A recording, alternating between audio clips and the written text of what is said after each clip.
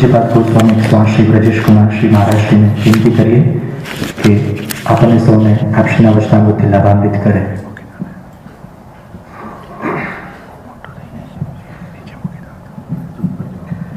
नमो भगवते तस्मै कृष्णाय कर्मणे रूप नाम वेदेन जगत क्रीडति यो यतः.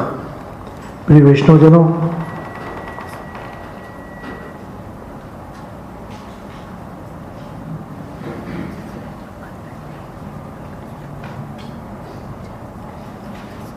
आ ત્રણેય વિષય એટલા ગહન હતા કે કલાક દોઢ કલાકમાં એને વિસ્તારથી ન કરી શકાય, પણ સમયના બંધારણમાં બંધાઈને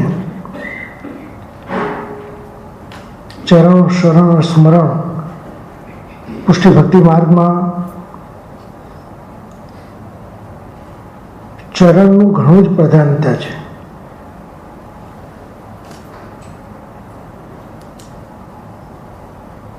ચરણ કમળ બંધુ હરિરાય, ચરણની ભક્તિ પ્રભુનું પૂરું સ્વયં પવિત્ર છે, સુકોમલ છે, પણ શરણાગત જીવ ચરણને જ સ્પર્શ કરે છે. ચરણના સ્પર્શની વાત આવી.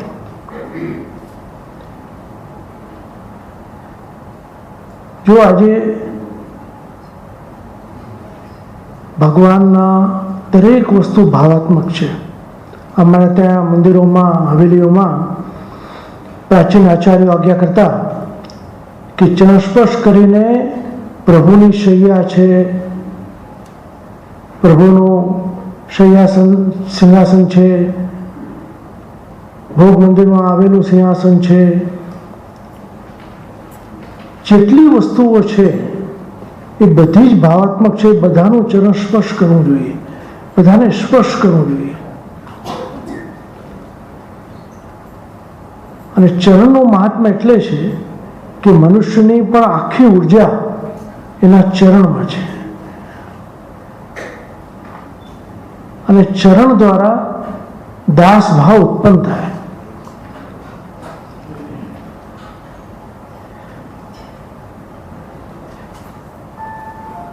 જો રામાયણમાં પણ જે પ્રસંગ આવે છે કે સીતાજીના આભૂષણો જ્યારે રાવણ એમને લઈને ગયો તો એક એક નાખતા ગયા, તો ભગવાન રામ એને ઓળખતા ગયા કે જો આ માર્ગેથી ગયો છે. તો લક્ષ્મણજીને પૂછ્યું કે તને યાદ આવે છે આ સીતા મૈયાનું બાજુ છે કે આ કડું છે? કે જે પ્રભુ મેં તો ચરણ સિવાય કંઈ જોયું નથી. તો ચરણના જે નેપુર છે એનો મને ખ્યાલ છે, બીજો મને કશો ખ્યાલ નથી. તો આ દાસત્વની ભાવના સીતા મૈયાના ચરણાવિંદમાં જે એમની આસક્તિ હતી કે એના સિવાય મેં કંઈ જોયું નથી. અને એ ચરણનો પ્રતાપ તમે જુઓ કે જ્યારે નાવમાં બેસવા ગયા ભગવાન શ્રી રામ, તો નાવિકે કહ્યું કે હું આપના ચરણને ધોઈશ. અને બહુ મોટી વાત એમણે કરી કે ભાઈ ચરણને શા માટે? કે આ ચરણનો પ્રભાવ બહુ મોટો છે કે જે શિલા થઈ ગઈ હતી એને પણ આપે સ્ત્રી બનાવી દીધી. અને જો મારી નાવ જો સ્ત્રી થઈ જાય તો મારી તો આજીવિકા છે. તો ભગવાનનો નામનો પ્રભાવ બી એટલો છે, ચરણનો પ્રભાવ પણ એટલો છે. જો આજે આપણે ત્યાં હવેલીઓમાં પાદુકાજી બિરાજે છે, શ્રી મહાપ્રભુજીના, શ્રી ગુસાઈજીના, શ્રી ગોકુલનાથજીના. અમારી પ્રાચીન હવેલીઓમાં કોઈ ને કોઈ પાદુકાજી જરૂર બિરાજતા હોય. અને જ્યારે અમે લોકો બહારગામ જઈએ તો પાદુકાજીને શ્રીફળ ભેટ ધરીને પછી જઈએ.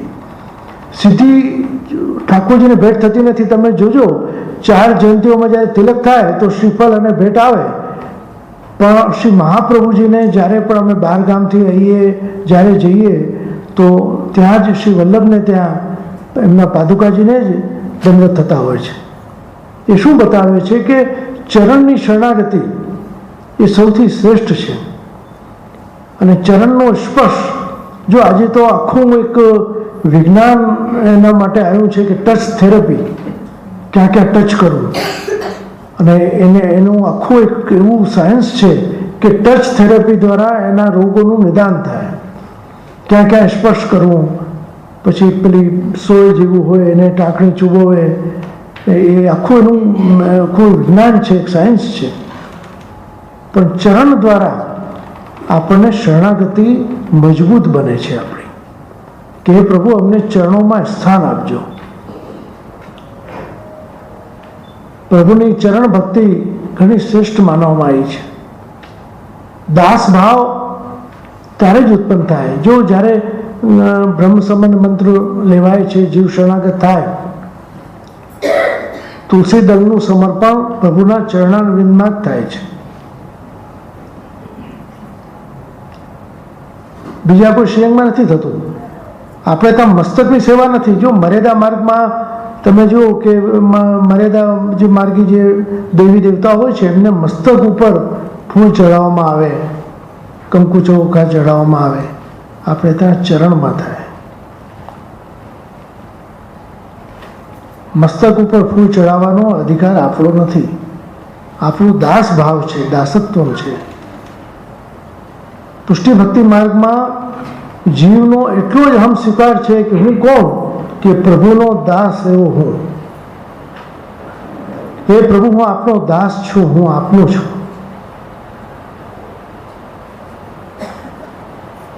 જો નિરાકાર અને સાકારના ભેદમાં ઘણા વાદ એવા છે કે જે નિરાકારને બ્રહ્મને માને છે, એ પોતાને બ્રહ્મ માને છે કે હું અહમ બ્રહ્માસ્મિ. એક વાદ એવો પણ છે કે હું પણ ભગવાનનો અંશ છું એટલે હું પણ બ્રહ્મ છું. જ્યારે શ્રી મહાપ્રભુ વલ્લભ આપ દાસત્વનો સ્વીકાર કરે છે કે હું બ્રહ્મનો અંશ છું, હું બ્રહ્મ નથી. જેમ અગ્નિમાંથી તણખા છૂટા પડ્યા એવો એક જીવ છે જે ભગવાનમાંથી જુદો પડ્યો. મમઈ વાંશો જીવ લોકે જીવ ભૂત સનાતના, જે ભગવદ્ ગીતામાં બતાવ્યું કે ભગવાનમાંથી વિખોટો પડેલો જીવ પણ હજારો વર્ષોનો સમય વ્યતીત થવાથી એને સ્વરૂપનું અજ્ઞાન થયું, પોતાનું કર્તવ્ય ભૂલી ગયો. એને લઈને ફરીથી બ્રહ્મ સંબંધની આવશ્યકતા રહેલી છે. અને એ ગદ્ય મંત્ર આખું ગદ્ય મંત્ર કહેવાય કે એમાં વાતો જ છે કે હે પ્રભુ હું આપનો દાસ છું, મારું ઘર આપનું, મારો આ લોક પરલોક જે કંઈ છે, મારા સ્વજનો બધા જ આપના છે. અને છેલ્લા 5 અક્ષર છે એ જ મંત્ર છે, એ બીજ છે, જેને પંચાક્ષર મંત્ર કહેવાય. એ અપરસમાં જ એને બોલાય. ગદ્ય મંત્રનું ભાવાર્થ બોલી શકાય, પણ આખો ગદ્ય મંત્ર અપરસમાં સ્નાન કરીને પવિત્ર થઈને પ્રભુની સન્મુખ બોલાય અને તુલસી દળ સમર્પણ કરવું જોઈએ. 84 વૈષ્ણવ 252 પ્રસંગોમાં તમે જુઓ કે ઉપવાસની પણ આજ્ઞા નથી થઈ. જાઓ જમનાજીમાં સ્નાન કરકે આવો, સીધી એવી આજ્ઞા પણ થઈ છે. અને સ્નાન કરીને જીવ આવ્યો અને સીધું બ્રહ્મ સંબંધ થયું. અને એમ કહેવાતું શ્રી ગોકુલનાથજી પોતાના ભાવ પ્રકાશમાં આપ લખે છે કે સાક્ષાત નિકુંજ નાયકના પધારતા અને જીવનું સમર્પણ પોતે સ્વીકાર કરતા. ગ્રહે સૌપત શ્રી વિઠ્ઠલનાથે. અને એ જે મહાપ્રભુજીએ ને શ્રીનાથજી વચન આપ્યું કે આપની દ્વારા જે જીવ શરણે આવશે હું ક્યારે એને નહીં મૂકું. ગમે તેવો અપરાધી જીવ હશે પણ આપની દ્વારા આવેલા જીવને હું ક્યારેય નહીં છોડું. અને એ પ્રસંગ આપણને જો રસખાનજીના વાર્તામાં જોવા મળે છે કે રસખાન તો એમ તો સૂફી સંત હતા, પણ એને એક બાળકમાં બહુ આસક્તિ હતી.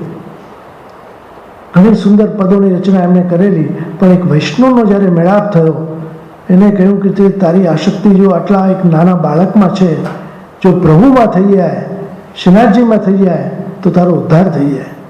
એ શ્રીનાથજી કોણ છે મને તો ખબર નથી. ત્યારે એનું ચિત્ર એને બતાવે છે કે જો આ શ્રીનાથજી છે. અને શ્રીનાથજીના સ્વરૂપને જોઈને એટલો મોહ પામી જાય છે કે આ મને ક્યાં મળે. જતીપુરામાં જાય છે તો લોકો એને કાઢી મૂકે છે કે તું તો યવન છે, તારાથી મંદિરમાં ન જવાય. બહુ કલ્પાંત કરે છે. અને શ્રીનાથજી એને દર્શન આપે છે અને પાછા જતા રહે છે. તો ગુસાઈજી આપ એને પૂછે છે શ્રીજી બાવાને કે પ્રભુ આપ કેમ એને હેરાન કરો છો, એને દર્શન આપીને આપ પાછા જતા રહો છો. ત્યારે પોતે શ્રીનાથજી આપ આજ્ઞા કરે છે कि काकाजी कहता श्री गोसाई जी ने, साथे बालको काकाजी कहता तो आप पण काकाजी कहता कि काकाजी आपने बापू कहाँ शरण में लियो है। श्री वल्लभ ने जो को आपने जो वचन दियो कि आपके द्वारा जो जीव आएगो आपको मैं नहीं छोड़ूंगा, तो आप जो એને શરણમાં લો પછી હું એનો સ્વીકાર કરું। અને શ્રી ગુસાઈજીએ જ્યારે એને શરણમાં લીધો અને પછી શ્રીનાથજી બાબાએ એનો સ્વીકાર કર્યો છે। અને કેટલા સુંદર પદો રસકાનજીએ બનાવ્યા। જો આજથી 4-5 વર્ષ પહેલાં અમે રસકાનજી ઉપર એક નાટક તૈયાર કર્યું હતું અમદાવાદમાં, લગભગ 75 શો એના થઈ ગયા। ક્યારેક અમદાવાદમાં આવો તો, અને ટીવીના આર્ટિસ્ટો બધાએ એમાં કામ કર્યું હતું, અને અમે અને યજુનાથ બાબાએ એની સ્ક્રિપ્ટ લખી હતી। હમણાં થોડા વખત પહેલાંની વાત તમને કહું, 2 મહિના પહેલાં એક બીજું નાટક અમે તૈયાર કર્યું છે, એ આખું ભ્રમર ગીત ઉપર છે। ઉદ્ધવજી અને ગોપિકાઓનો સંવાદ છે। એ ગોપી ગીત છે ને એ ગોપિકાઓનું રુદન છે ભગવાન માટેનું, અને ભ્રમર ગીત છે એ ભગવાનનું રુદન છે બ્રજ ભક્તો માટેનું। પરાકાષ્ઠા છે। અમારા યજુનાથ બાબા તો ઘણીવાર ભ્રમર ગીત ઉપર એમના પ્રવચનો થયા છે। એટલી સુંદર વાર્તા છે કે આપશ્રીનો જન્મદિવસ છે પ્રભુનો, અને દ્વારકામાં ત્યાં મથુરામાં એ વખતે બિરાજતા હતા, અને મહેલની અટારીમાં આપ ઊભા છે, દૂર દૂર નજર કરીને આપના નેત્રો સજલ થઈ જાય છે। નેત્રોમાં જલ જુએ છે ઉદ્ધવજી, જે આપના પ્રિય સખા હતા, બહુ જ્ઞાની હતા, બહુ પંડિત હતા, કે પ્રભુ આપના નેત્રોમાં સજલતા, અમારા જેવો પામર જીવ જ્યારે કંઈ દુઃખ થાય, પીડા આવે તો અમે આપને યાદ કરીને રડીએ, પણ આપના નેત્રોમાં જે અશ્રુ આવ્યા એ કોના માટે મારે જાણવું છે। ત્યારે ત્યાં પ્રભુએ કહ્યું કે પ્રિય ઉદ્ધવ, હું જેને યાદ કરું છું એ મારા વ્રજ ભક્તો છે, વ્રજની ગોપિકાઓ છે। કે પ્રભુ આટલો બધો સ્નેહ, એક બ્રહ્મ થઈને આપ જીવને માટે એટલું રસ ધરાવો છો, એટલો પ્રેમ કરો છો કે હા, તો કે મારે જોવા પડશે કે ના, તું જરૂર જા। ભગવાનને એના પર કૃપા ઉતરાવી હતી ઉદ્ધવજી ઉપર, કે એને જ્ઞાનનો અહંકાર હતો કે હું બહુ જ્ઞાની છું। એને થયું કે આ ગોપિકાઓ માટેનો સંદેશ આને જ દૂત બનાવીને મોકલું તો ગોપિકાઓને જોશે તો આનો ખ્યાલ આવશે કે ભક્તિ જ્ઞાન કરતાં કેટલી શ્રેષ્ઠ છે। એ કહે છે, ઉદ્ધવજી તમે મારો સંદેશ લઈને જાઓ અને વ્રજ ભક્તોને મળીને આ સંદેશ આપીને આવજો। અને ભગવાન પત્ર લખીને મોકલે છે। ખૂબ સુંદર વાર્તા છે, અને એના ઉપર આખું સ્ક્રિપ્ટ તૈયાર થયું, નાટક થયું, હજી પહેલો શો થયો છે। અને આ વાર્તાઓથી હૃદયમાં આપણને ખ્યાલ આવે કે ભગવાનનું હૃદય પણ કેટલું કોમળ છે, કેટલી સંવેદના છે વ્રજ ભક્તો માટે। જ્યારે ઉદ્ધવજી ત્યાં ગયા, એને તો જ્ઞાનનો મદ હતો, ગોપિકાઓને જોયા, ગોપિકાઓને એમ થયું કે કૃષ્ણ જેવા તો દેખાય છે, જરૂર કૃષ્ણના સખા હશે। પૂછ્યું કે હા, હું કૃષ્ણનો સંદેશ લઈને આવ્યો છું। પણ જ્યારે ગોપિકાઓને રોતા જોયા તેમને થયું કે તમે એમના માટે રડો છો, એ તો બ્રહ્મ છે, જીવોના ઉદ્ધાર માટે દર યુગમાં જન્મ લે છે।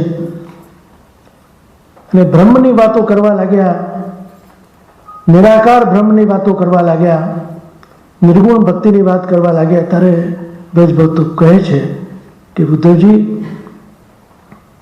તો પછી જે અમારા ઘરમાં આવીને ચૂપચાપ માખણ ચોરી જતા હતા એ કોણ હતા? જેના માથાના વાળ ખેંચી ખેંચીને અમે ઉડતા, જેના આંખોમાં અમે કાજલ લગાવતા એ કોણ હતા? ઉદ્ધવજી નિરુત્તર થઈ જાય છે। તમે નિર્ગુણ અને નિરાકાર બ્રહ્મની વાત કરો છો, પણ અમે તો એને રમાડ્યા છે, અમારા ઘરોમાં ખેલવા આવતા હતા। અને નંદરાયજી યશોદાજીને મળવા જાય છે અને એમનું રુદન જુએ છે ભગવાન માટેનો। એ બ્રહ્મને નથી જાણતા, એ તો એના બાળકને જાણે છે। જો એ બ્રહ્મ સમજી જાય તો ભગવાનથી ડરી જાય, એ ભગવાનને પ્રેમ કરે છે। અને આવો પ્રેમ એટલે શ્રી મહાપ્રભુજી પણ વ્રજ ભક્તોને, ગોપિકાઓને સૌથી શ્રેષ્ઠ માને છે। ગોપિકામ ગુરુ પ્રોક્તામ, ગોપી પ્રેમ કી ધજા. આ સંસારમાં સૌથી શ્રેષ્ઠ જો કોઈનો સ્નેહ છે એ ગોપિકાઓનો છે. જેને ભગવાનને માગ્યા છે, ભગવાન પાસે જેને કંઈ નથી માગ્યું, એ સ્નેહ વ્રજ ભક્તોનો છે. એટલા બધા પ્રભાવિત થયા. ઉદ્ધવજીને થયું કે મારું જ્ઞાન વૃથા છે. 6 મહિના ત્યાં રોકાઈ ગયા અને એમની વાતો સાંભળીને એને બહુ વિચારમાં પડી ગયા કે આવો બ્રહ્મ હોય કે જે ગોપિકાઓ સાથે રમે છે, જે એના માખણ ચોરીને ખાય, જે છાછ ઉપર નાચ કરવા લાગે, એનો બધો જ મદ ઓગળી ગયો અને એવા ભક્ત થઈને આવી ગયા. દાસત્વ એમનામાં આવી ગયું, ભક્ત થઈ ગયા. તો ભક્તિ સૌથી શ્રેષ્ઠ છે. જ્ઞાનીઓમાં રહેલો જ્ઞાનનો અહંકાર એ પ્રભુથી આપણને દૂર લઈ જાય છે. મહાપ્રભુ શ્રી વલ્લભ સાકાર બ્રહ્મવાદના સ્થાપક છે. સાકાર બ્રહ્મવાદૈક સ્થાપક, કે પ્રભુ સાકાર છે. એ યથા દેહે તથા દેવે, જેમ દેહને પ્રકૃતિને ઋતુની અસર થાય છે એમ આપણા ઠાકોરજીને પણ થાય છે. એમને પણ શરદી ગરમી લાગે છે, એમને પણ ભૂખ તરસ લાગે છે. એ ભાવથી આખો સેવાનો ક્રમ અહીંયા શ્રી ગુસાઈજી બનાવ્યો છે.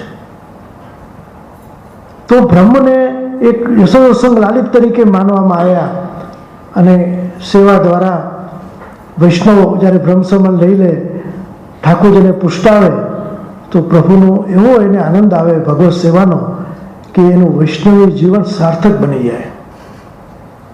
જ્ઞાન માર્ગના ઉપાસકોને આ લાભ નથી મળતો. એ ભક્તિ કરે, જ્ઞાનની વાતો કરે કે પ્રભુ તો આવો હોય, પ્રભુ તો આવો હોય. અને જે વિષાદ અર્જુનને હતો અને એને જે સ્વજનોની પીડા કે આ મારા છે, મારા ગુરુજનો છે, સ્વજનો છે, ત્યારે ભગવાને ગીતામાં એને કહેવામાં આવ્યું કે આ બધું તું નિમિત્ત છે, આ હું જ બધું કરી રહ્યો છું. તારા અને મારા અનેક જન્મો થયા, મને બધું યાદ છે, તને કંઈ યાદ નથી. તું જીવ છે, જીવને કંઈ યાદ નથી રહેતું. એ જ એની સૌથી મોટી કરુણતા છે. પ્રભુને દરેક જન્મનો યાદ છે અને એ હોવા છતાં પણ એવા બાળક થઈને, યશોદોત્સંગ લાલિત થઈને વૈષ્ણવ પાસે માગે પણ છે.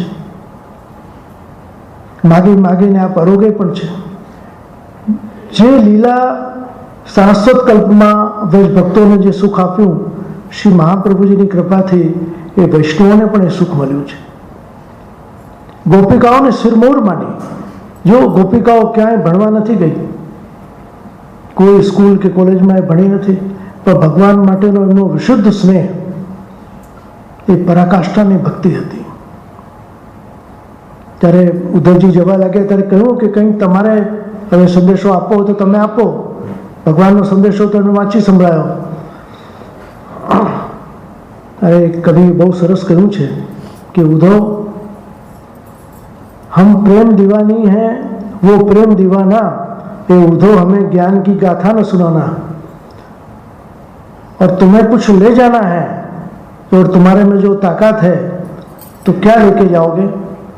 એ કહે છે કે કંઈક તમારે આપવું છે તો કહે છે ગોપિકાઓ કે ઉધો અસવા બાંધ કે હરિ સન્મુખ ले जाओ, जब पूछे ब्रज की कुशल तो गठरी खोल दिखाओ.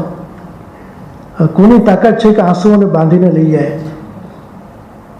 નિરુત્તર થઈ ગયા ઉદ્ધવજી કે આ શક્તિ મારામાં નથી કે તમારા આંસુઓને બાંધીને લઈ જાઉં. એટલું બધું રુદન ભગવાન માટેનું એને જોયું છે ત્યાં કે પ્રભુ કેટલા કઠોર છે. ઉદ્ધવજી ગોપિકાઓના પક્ષમાં થઈ ગયા કે ત્યાં જઈને આ લોકોને ભૂલી ગયા અને આવવાની પણ મનાઈ કરી છે. જો ભગવાને કહ્યું કે ત્યાં તમે આવતા નહીં, મથુરા કોઈ ગયું નથી. ના, પ્રભુ જરૂર એક દિવસ આવશે. અને એટલે જ પ્રભુ એમને યાદ કરે છે. જો કેવો મહાન જીવો હશે બ્રજ ભક્તો કે જેના માટે ઠાકોરજીના નેત્રોમાં આંસુ આવી જાય. એ મહાન ભક્તિ એ જ પુષ્ટિ ભક્તિ છે કે પ્રભુ માટેનું એટલું રુદન કે મારા ઠાકોરજીને હું શું લાલ લડાવું, મારું કંઈ સામર્થ્ય નથી. તો શ્રી ગોકુલનાથજીના પ્રસંગોમાં એક બહુ સુંદર પ્રસંગ આવે છે. આપશ્રી તો મહાનુભાવ હતા, ખૂબ પુષ્ટિ ભક્તિ માર્ગની જે સાહિત્ય સેવા શ્રી ગોકુલનાથજી કરી એવા કોઈ આચાર્ય શહેરિયાજી પછી એ કક્ષાના થવું બહુ મુશ્કેલ છે. શ્રી ગોકુલનાથજીની તો ગજબની દેન છે સાહિત્યની. આપશ્રીનો જન્મદિવસ હતો અને બધા જ વૈષ્ણવોને મહાપ્રસાદ માટેનું આમંત્રણ હતું. બધા પ્રસાદ લેવા બેઠેલા અને એક વૈષ્ણવ પ્રસાદની પાતળમાં જુએ છે કે અનેક પ્રકારની સામગ્રીઓ છે અને એને બહુ દુઃખ થાય છે. એના આંખોમાં આંસુ આવી જાય છે કે આજે હું ઠાકોરજીને લૂણ અને રોટી ભોગ ધરીને આવ્યો છું અને મારાથી આ બધું કેમ જમાય.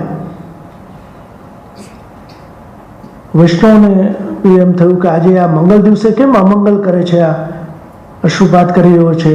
જેને શ્રી ગોકુલનાથજીને કહ્યું કે રાજન આ કેવો જીવ છે, આપના જન્મદિવસે રૂવે છે, આપશ્રી પધાર્યા. આપશ્રી તો તરત સમજી ગયા કે શું ઘટના છે. આપશ્રી કહ્યું કે ભલે તમે જાઓ. એમને વિદાય કરી દીધા. વૈષ્ણવથી આ બધું સમજાયું નહીં. કોઈ પ્રશ્ન કર્યો કે કૃપાનાથ આ શું લીલા છે, કંઈ સમજાયું નહીં, આપ કૃપા કરીને સમજાવો. ત્યારે શ્રી ગોકુલનાથજી કહ્યું કે જુઓ, તમે બધા પ્રસાદ લઈ રહ્યા છો આનંદથી, તમને ઘરમાં તમારે ત્યાં ઠાકોરજી બિરાજે છે એનો વિચાર આવ્યો છે. આ જીવ એવો છે કે નિષ્કંચન છે. ખાલી લૂણ રોટી ઠાકોરજીને ભોગ ધરીને આવ્યો અને આટલા વ્યંજન જોયા અને બહુ દુઃખી થઈ ગયો. એને થયું કે મારાથી કેમ લેવાય મારા ઠાકોરજીને છોડીને, એટલે મેં એને ઘેર જવાની આજ્ઞા આપી છે. જો પ્રભુના સુખનો વિચાર, તત્સુખનો વિચાર આ પુષ્ટિ ભક્તિ માર્ગની સર્વોપરી દેન છે. અહીંયા જીવ પ્રભુના સુખનો વિચાર કરે છે. મને ભલે ગમે એટલી પીડા પડે એટલે જ અહીંયા જીવો માંગતા નથી. મર્યાદા ભક્તિમાં એ જ છે કે વાત વાતમાં પ્રભુને શ્રમ આપવાની વાત આવે કે પ્રભુ મને આ જોઈએ, મને આ જોઈએ. એટલે તો નરસિંહ મહેતા જેવા ભક્ત, મીરાબાઈ જેવાને પણ પુષ્ટિ ભક્તિ માર્ગમાં સ્થાન નથી. એ પ્રભુને શ્રમ પડ્યો, વારંવાર શ્રમ પડ્યો, એમના બચાવવા માટે જવું પડ્યું. જ્યારે પુષ્ટિ ભક્ત પ્રભુને ક્યારેય પીડા નથી આપતો કે મને ગમે એટલું દુઃખ પડે હું સહન કરી લઈશ, પણ પ્રભુ મારા માટે આપણે શ્રમ લેવો પડે એવું કોઈ કાર્ય મારાથી નહીં થાય. હા, એવા મહાન ભગવત ભક્તો પુષ્ટિ જેવો છે. એ ચરણની શરણ સ્વીકારે છે અને શરણાગતિને જ પરમ દયાળી માને છે. શરણે આયે સોઈ તારે. જો આપણે ત્યાં માળા પેરામણીમાં કીર્તન ખાસ ગવાય છે, જે જન શરણે આયે સોઈ તારે. जितनी रवि की छाया इतने दोष हमारे. एक સૂર્યની કિરણો જેટલી છે એટલા દોષો અમારા છે, છતાં પ્રભુ જીવના દોષ સામે નહીં જોઈને એની શરણાગતિને જુએ છે. ક્યારેય વસ્તુ સામે ન જોઈને એના ભાવ સામે જુએ છે કે આ કેટલા ભાવથી મને ધરે છે. ગોવિંદ સ્વામીના કીર્તન પણ આપને ગમે છે અને રૂપા પોળિયાના કીર્તન પણ આપને તો ગમે છે. ભલે બેસુરો ગાતો હતો પણ પ્રેમથી ગાતો હતો. શ્રીનાથજીની કેટલી કૃપા એના ઉપર હતી. એને સાંભળવા રાત્રે આપ પધારતા. ભલે એની પાસે સુર નથી પણ એને ભક્તિ છે. તો ભક્તિ એ સૌથી શ્રેષ્ઠ છે. ભક્તિ જ્યારે તમારામાં આવશે તો સ્વર આપોઆપ બંધાઈ જશે. મેં ઘણા એવા વૈષ્ણવને જોયા છે એ કહેતા કે પ્રભુ જે અમારી પાસે સ્વર નથી, કંઠ નથી, પણ ના, તમે પ્રયત્ન કરો. પ્રયત્ન કરતાં કરતાં ગળું આપોઆપ સધાઈ ગયું, બધા સ્વરો બંધાઈ ગયા. એમને જો તમારી પાસે સાંભળવું હશે ને તો આપોઆપ તમે સુરમાં આવી જશો. અને સુર અને તાલના તો એ જાણકાર છે. શ્રી ગુસાઈજી પોતે ગીત સંગીત સાગરાય નમઃ એમના માટે કહેવામાં આવ્યું. એટલા શાસ્ત્રીય સંગીતના પ્રવીણ, વીણા વગાડતા, ચિત્રકારીનો આપને એટલો શોખ, પાક કળાનો એટલો શોખ. ભારત વર્ષના ઇતિહાસમાં આવા મહાન આચાર્ય આજ સુધી કોઈ થયા નથી. આચાર્યો એટલે શું થાય કે ભાઈ સેવા કરે, ઉપદેશ આપે, ભગવત સેવા પરાયણ જીવન જીવે, પણ સાથે સાથે એટલો બધો વિસ્તાર. 7 લાલજી 4 બેટીજી સદઘરા આપે બનાવ્યો, 7 બાળકો સાથે રહે, અષ્ટયામની સેવા, અષ્ટસખાની રચના, 4 શ્રી મહાપ્રભુજીના 4 પોતાના શિષ્યો લઈ અને આજે આ અષ્ટછાપ જે હવેલી સંગીત જેને આપણે કહીએ છીએ એ શ્રી ગુસાઈજી પ્રભુચરણોની દેન છે. જે મોગલ કાળ એ વખતે ચાલતો શંશર અકબરનો, 6 વખત અકબરને શ્રી ગુસાઈજી મળ્યા છે. ઇતિહાસ સાક્ષી છે. સંગીતની મહેફિલોમાં શ્રી ગુસાઈજીને આમંત્રિત કરવામાં આવતા. એટલા જાણકાર, ન્યાયમાં એટલા જાણકાર. જો કેટલા પ્રસંગો છે આપના. અને આપશ્રીએ જામો પણ ધરાયો, સુથન પણ ધરાયું, મળવા ગયા હતા. શ્રી ગુસાઈજી પ્રભુચરણ કેટલા રાગ રાગણીઓને આપે બનાવ્યા, કેટલા પદો આપે બનાવ્યા. અને સૌથી શ્રેષ્ઠ જેને કહેવાય સર્વોત્તમ સ્તોત્ર, શ્રી વલ્લભના સ્વરૂપનું જ્ઞાન શ્રી પ્રભુચરણ ગુસાઈજી આપણને કરાવ્યું સર્વોત્તમના માધ્યમથી, કે શ્રી વલ્લભ કોણ છે, વલ્લભનું સ્વરૂપ શું છે. અને ખરેખર શ્રીજી બાવામાં શ્રીજી બાવા તો દેખાય છે, પણ શ્રીજી બાવાના મુખારવિંદમાં જો શ્રી વલ્લભનું મુખારવિંદ દેખાવા લાગે તો માનજો કે વૈષ્ણવતા સાર્થક થઈ ગઈ. બે એક જ છે. प्रेम हरि को रूप है, ज्यो हरि प्रेम स्वरूप, एक हो यो दिशे जो सूरज अरु धूप. सूरज થી ધૂપ જેમ અલગ નથી, એમ શ્રી વલ્લભ શ્રીજી બાવાથી દૂર નથી. એ જીવની પરાકાષ્ઠા છે. એટલે જ કહેવામાં આવ્યું કે દાન બળો કે દાતા, દાતા મોટો છે. અને શ્રીજી બાવાને ઓળખ કરાવનાર કોણ? તો શ્રી વલ્લભ. તો શ્રી વલ્લભની શરણાગતિ જો આપણે કરીશું તો શ્રીજી બાવા સુલભ રૂપમાં આપણને મળશે. પ્રિયજનો, ખૂબ ખૂબ શુભકામના, શુભ આશીર્વાદ આપું છું કે આ ત્રિદિવસીય સત્ર, એનો આજે બીજો દિવસ, કાલે તૃતીય દિવસ છે. આ વિષયો તો એવા અગાધ છે, પણ આપણે બધા સમયમાં બંધાયેલા છીએ, એટલે વિશેષ સમય ન લેતા હું દ્વારકેશ બાવાને અનુરોધ કરીશ કે એની વાણી દ્વારા તમને લાભાન્વિત કરે. શ્રી વલ્લભાધીશ કી જય.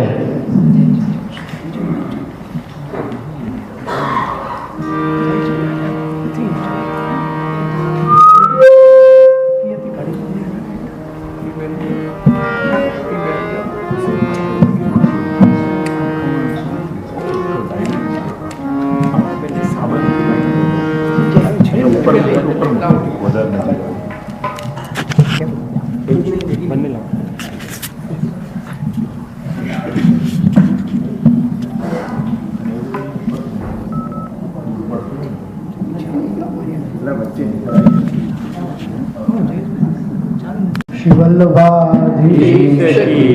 નમો ભગવતે તસ્મૈ કૃષ્ણાય અદ્ભુત કર્મણે રૂપ નામ ભેદેન જગત ક્રીડતી યોગતા. ઉપસ્થિત પ્રિય વિષ્ણુજનો, આ ત્રિદિવસીય સત્સંગ સત્રનો અંતિમ દિવસ, વિરામનો દિવસ છે. સારા દિવસો બહુ જલ્દીથી પસાર થઈ જતા હોય છે. જેમાં આનંદ આવે, જેમાં આપણને રસ પડે, એવા દિવસો બહુ જલ્દી વ્યતીત થાય અને દુઃખ અને કષ્ટના દિવસો બહુ લાંબા લાગે. ઉષ્ણકાલના દિવસો લાંબા હોય ભારતમાં, તો શીતકાલના દિવસો ટૂંકા હોય. પ્રિયજનો, મહાપ્રભુ શ્રી વલ્લભની એક અદ્ભુત દેન આપણા ષોડશ ગ્રંથો છે. ષોડશ ગ્રંથોમાં એક એક ગ્રંથ એક એક પુષ્પ સમાન છે. 16 પુષ્પોની એક માળા છે. મહાપ્રભુ શ્રી વલ્લભનું સ્વતંત્ર વિચાર જેમાં એમને મૂક્યા છે એ ષોડશ ગ્રંથ, જેને વલ્લભ ગીતા આપણે કહીએ. આપણે પ્રાય શરૂઆતના 4-5 ગ્રંથોને જ જોતા હોઈએ છીએ, પણ આજે જે ગ્રંથની વાત કરીશ, વિવેક ધૈર્ય અને આશ્રય, વિવેક ધૈર્ય આશ્રય, બહુ અદ્ભુત ગ્રંથ.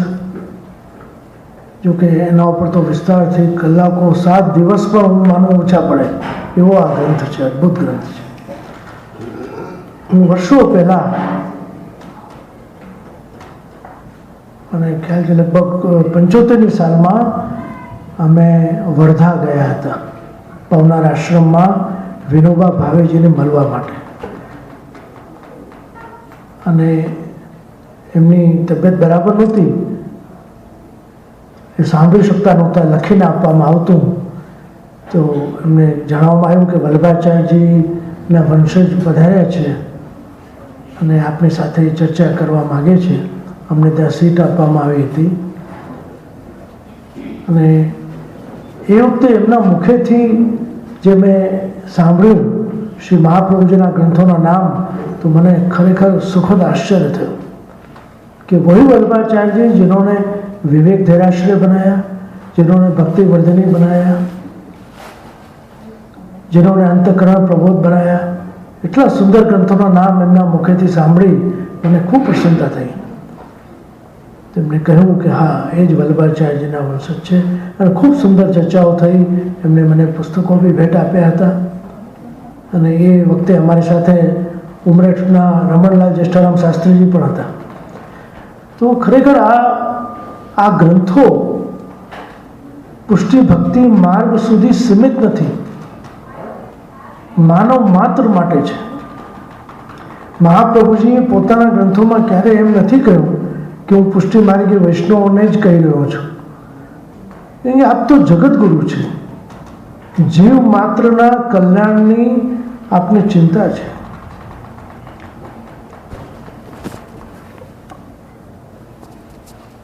આજે એ ગ્રંથો બહારના ઇતર સંપ્રદાયના લોકો પણ વાંચે છે અને પોતાનો માર્ગ શોધે છે. આ જીવનમાં આ ત્રણ વસ્તુની ખૂબ જ આવશ્યકતા રહેલી છે. માનવ જીવનને સુખથી ચલાવવા માટે વિવેક, ધૈર્ય અને આશ્રય. પ્રથમ શ્લોકમાં આપશ્રીએ ખૂબ સુંદર આજ્ઞા કરી કે વિવેક ધૈર્ય સતતમ રક્ષણીય તથાશ્રય વિવેકસ્તુ હરિ સર્વનિજેચ્છાત કરી શકે. વૈષ્ણવનો વિવેક કયો, વૈષ્ણવનો ધૈર્ય કયો અને વૈષ્ણવનો આશ્રય શું? એમ તો વિવેકના ઘણા પ્રકારો બતાવવામાં આવ્યા છે, પણ મુખ્ય રૂપે આપણે જોઈએ કે સર્વ નિજેચ્છાત કરિષ્યતિ એ વૈષ્ણવનો વિવેક છે કે પ્રભુ જે કંઈ કરી રહ્યા છે આપણા સારા માટે જ કરી રહ્યા છે. એમાં જ આપણું કલ્યાણ છે. પ્રભુને એમ ન કહેવાય કે આ નિર્ણય આપે કેમ કર્યો, આપે આ કેમ થવા દીધું. આપનું જે કાર્ય છે આપણા હિત માટે છે.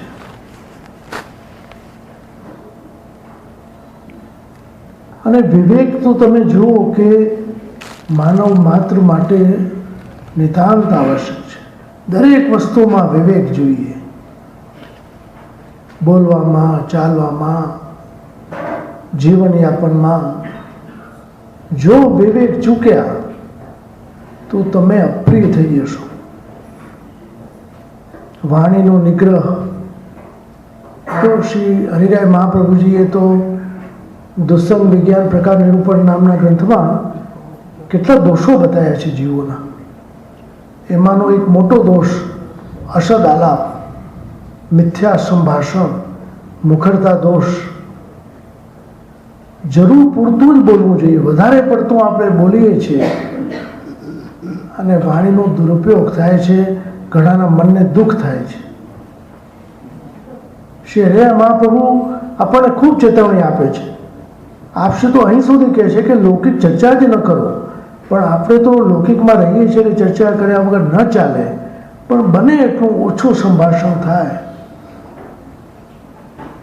અને વધારે પડતું બોલવાથી ઘણીવાર આપણે અપ્રિય થઈ જઈએ.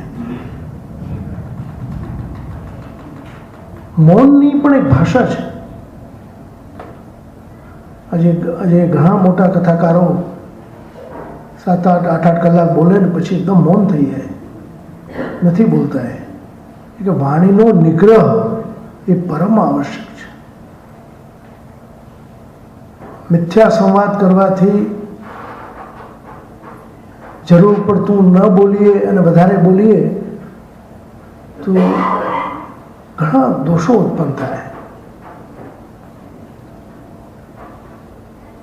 એટલે આપણે ત્યાં જો ફૂલગરની સેવામાં બેઠા હોય તો મુખોને બાંધીને વૈષ્ણવ બેસે છે કે ઉત્તિષ્ઠ પોતાનું ના પડે, વધારે વાણી બોલે ન જવાય. ખૂબ ધ્યાન રાખવું પડે. વૈષ્ણવ વિવેક ન ચૂકે દરેક કાર્યમાં. મોટાઓનું સન્માન, નાનાઓ ઉપરનું સ્નેહ, દરેક વૈષ્ણવને સરખા ગણવા. આપણે એનો ભેદ ન કરાય કે આ મોટો છે, આ નાનો છે, આ બ્રાહ્મણ છે, આ ક્ષત્રિય છે, આ શૂદ્ર છે. વૈષ્ણવ એટલે વૈષ્ણવ. આજે પણ જ્યારે હજારો વૈષ્ણવ મહાપ્રસાદ લેવા બેસે છે તો એમ નથી કહેવામાં આવતું કે બ્રાહ્મણ હોય આગળ આવે ને વાણિયા પાછળ જાય ને ક્ષત્રિય પછી રહે. એ નથી. એ ભેદભાવ શ્રી મહાપ્રભુએ નષ્ટ કરી દીધો. જીવ જે શરણે આવ્યો એ વૈષ્ણવ થયો.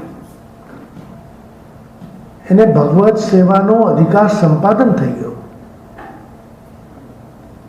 હવે એ ભેદ નથી રહ્યો.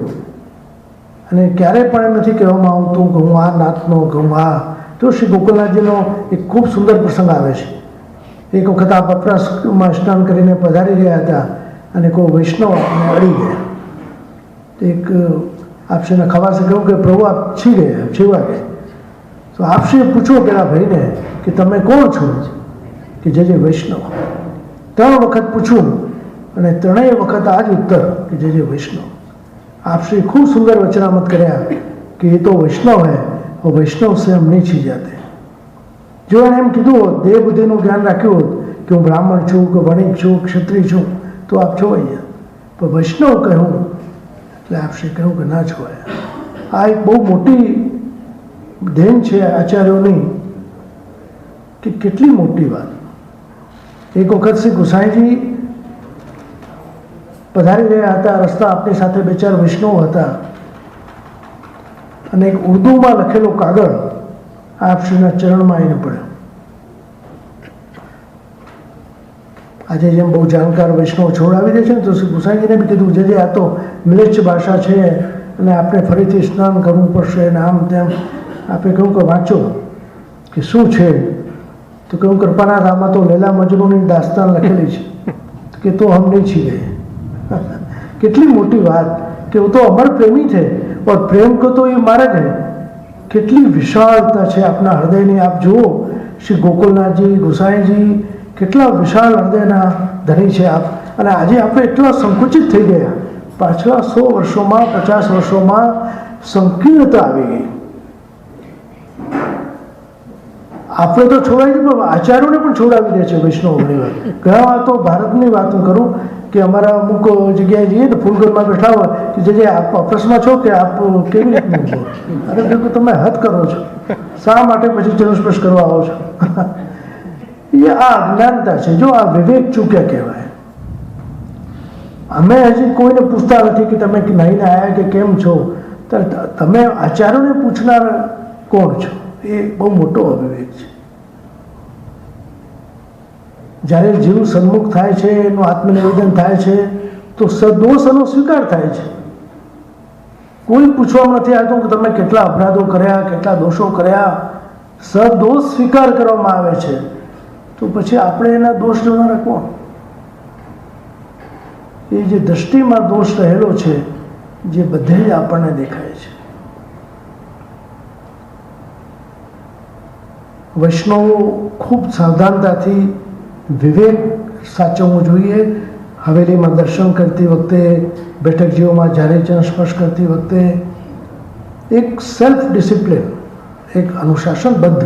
તમે, હું ગર્વથી નથી કહેતો, પણ ક્યારેક વૃદ્ધામાં આવો તમે, અમારે ત્યાં દર એકાદશીએ પ્રવચન થાય. 1000 થી 1200 માણસ હોય, પણ એકદમ ડિસિપ્લિનમાં. અમારે ત્યાં પાટોત્સવો ઉજવાય, 4-4, 5-5 હજાર, 6-6 હજાર માણસ. પણ કોઈ વોલેન્ટિયરની જરૂર અમારે નથી પડતી. સેલ્ફ ડિસિપ્લિનમાં બધા. અમારી જ્યારે દ્રષ્ટિ પડે એટલે બધા શાંત. જે જ્યાં બેઠું છે ત્યાં ત્યાં જ બેસી જાય. કોઈ જીજી આ વખતે ખુશ થઈ ગયા. આ 5 કલાક આ પ્રોગ્રામ અભિવાદનનો ચાલ્યો કે આપના ખરેખર વૈષ્ણવની ડિસિપ્લિન જોઈને મને ઘણી પ્રસન્નતા થઈ. તો જીજી મેં આપના આશીર્વાદ છે. અમે આ જ સિંચન કર્યું છે કે કોઈ બહારના વ્યક્તિ પણ આવે તો પ્રભાવિત થઈને જાય. અને આપણા પુષ્ટિમાર્ગમાં એની નિતાંત જરૂર છે. ખોટા અવાજો, ખોટી વાતો, ચર્ચાઓ અને ઘણી જગ્યાએ તો ઘણાની આદત પડી ગઈ છે, થોડો સત્સંગ કરે, થોડી લૌકિક ચર્ચા કરે, એને સત્સંગનો ભાગરૂપ ગણી લે છે કે આ બી થોડી ચર્ચા થાય એટલે સત્સંગ બરાબર. એવું ના હોવું જોઈએ. સત્સંગમાં સત્સંગ જ હોય, મિથ્યા ચર્ચાને કોઈ સ્થાન જ નથી. 24 કલાકમાં 1 કલાક જો આપણે ભગવત ચર્ચા કે ભગવત સત્સંગ માટે ન કરી શકીએ તો આપણું દુર્ભાગ્ય છે. શ્રી મહાપ્રભુ વલ્લભ તો માનવ સ્વભાવના એવા પારખું છે કે જીવનની જે યથાર્થતાઓ છે એનો આપ સહજમાં સ્વીકાર કરે છે. માનવ છે તો ચિંતાઓ છે, લાગણીઓ છે, ક્રોધ છે, આવેશ છે, ઉન્માદ છે, આ બધું છે, પણ આ બધા ઉપર વિજય પ્રાપ્ત કરનારો વિવેક છે. કોઈ બી મોટો વ્યક્તિ પણ વિવેકમાં જો નથી રહેતો તો અપ્રિય થઈ જાય છે. બહુ વર્ષો પહેલાં અમારે ત્યાં એક વખત ભાગવત કથાનો શુભારંભ હતો અને અમે ગવર્નરને બોલાયા હતા, રાજ્યપાલને. હવે એનું કેટલું ડિસિપ્લિન સાચવવું પડે. અમને એ વખતે ખબર પડી, કૂતરાઓ આવીને બધું ચેક કરી જાય, એની પાછળ કોણ ઊભું રહેશે, આગળ કોણ ઊભું રહેશે, કેટલું બધું ડિસિપ્લિન, કેટલા મિનિટ કોણ બોલશે અને એ કેટલા મિનિટ બોલશે, બધું તય, બધું ફિક્સ હોય. આટલું બધું હોવા છતાં અમે એમને જાણકારી આપી, એમના સેક્રેટરીને, કે ભાગવત કથાનો શુભારંભ છે, ભાગવતજી છે, તો પણ જ્યારે ગવર્નર આવ્યા તો ભગવદ્ ગીતા ઉપર બોલે. હવે ભાગવત અને ભગવદ્ ગીતાનો ફર્ક એમને ખ્યાલ નથી. હવે શું થાય છે કે એમના જે લેક્ચરો હોય ને એમના સેક્રેટરી તૈયાર કરતા હોય. હવે સેક્રેટરીને બી એટલું નોલેજ ના હોય કે ભગવદ્ ગીતા શું છે અને શ્રીમદ ભાગવત શું છે. આખો અર્જુનનો વિષાદ તે આવી ગયો. હવે આપણાથી બોલાય નહીં એ વખતે, 15-20 મિનિટે બોલાયા, પણ આપણે ડિસિપ્લિનમાં રહીને બધું શ્રવણ કર્યું અને પછી એ ગયા તારે બધાને એમ થયું ચલો હવે આપણે બધી આપણી ચર્ચા કરી. એક મોટા વ્યક્તિને ના કહેવાય. એક વખત હું કોઈ ગામમાં હતો ગુજરાતના અને ગુસાઈજીનો ઉત્સવ હતો અને કોઈ પ્રોફેસરને બોલાવવા માટે લઈ આવ્યા લોકો, બહુ વિદ્વાન છે, સારું સરસ. એ ગોકુલનાથજી ઉપર બોલે. હું કહું છું ગુસાઈજી ગુસાઈજી, 2 વખત હું બોલ્યો કે ગોકુલનાથજી ગોકુલનાથ. હવે આવું થાય છે ઘણીવાર. વિવેક ચૂકવાથી આપણે હાંસીને પાત્ર બનીએ, હાસ્યાસ્પદ બની જાય. ખૂબ ધ્યાન રાખવું જોઈએ. મોટા મોટા જ્ઞાની વ્યક્તિઓ પણ વિવેક ચૂકી જાય છે. તમે કઈ સભામાં ગયા છો, કયા માહોલમાં છો, ક્યાં છો, એને અનુરૂપ તમારે બોલવું જોઈએ. નાના બાળકોની સભામાં કેમ બોલાય, વૈષ્ણવની સભામાં કેમ બોલાય, કોઈ મર્યાદા માર્ગનું મંદિર હોય ત્યાં કેમ બોલાય, એ બધાનો વિવેક રાખવો પડે છે. આચાર્યોને પણ રાખવો પડે છે.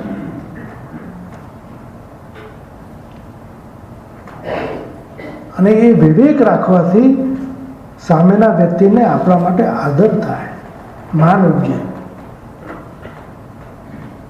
અને વિવેક જો તમે રાખશો તો તમારામાં ધૈર્ય આવશે. આજે આપણને દરેક વસ્તુની ઉતાવળ છે, બધું મને તરત મળે.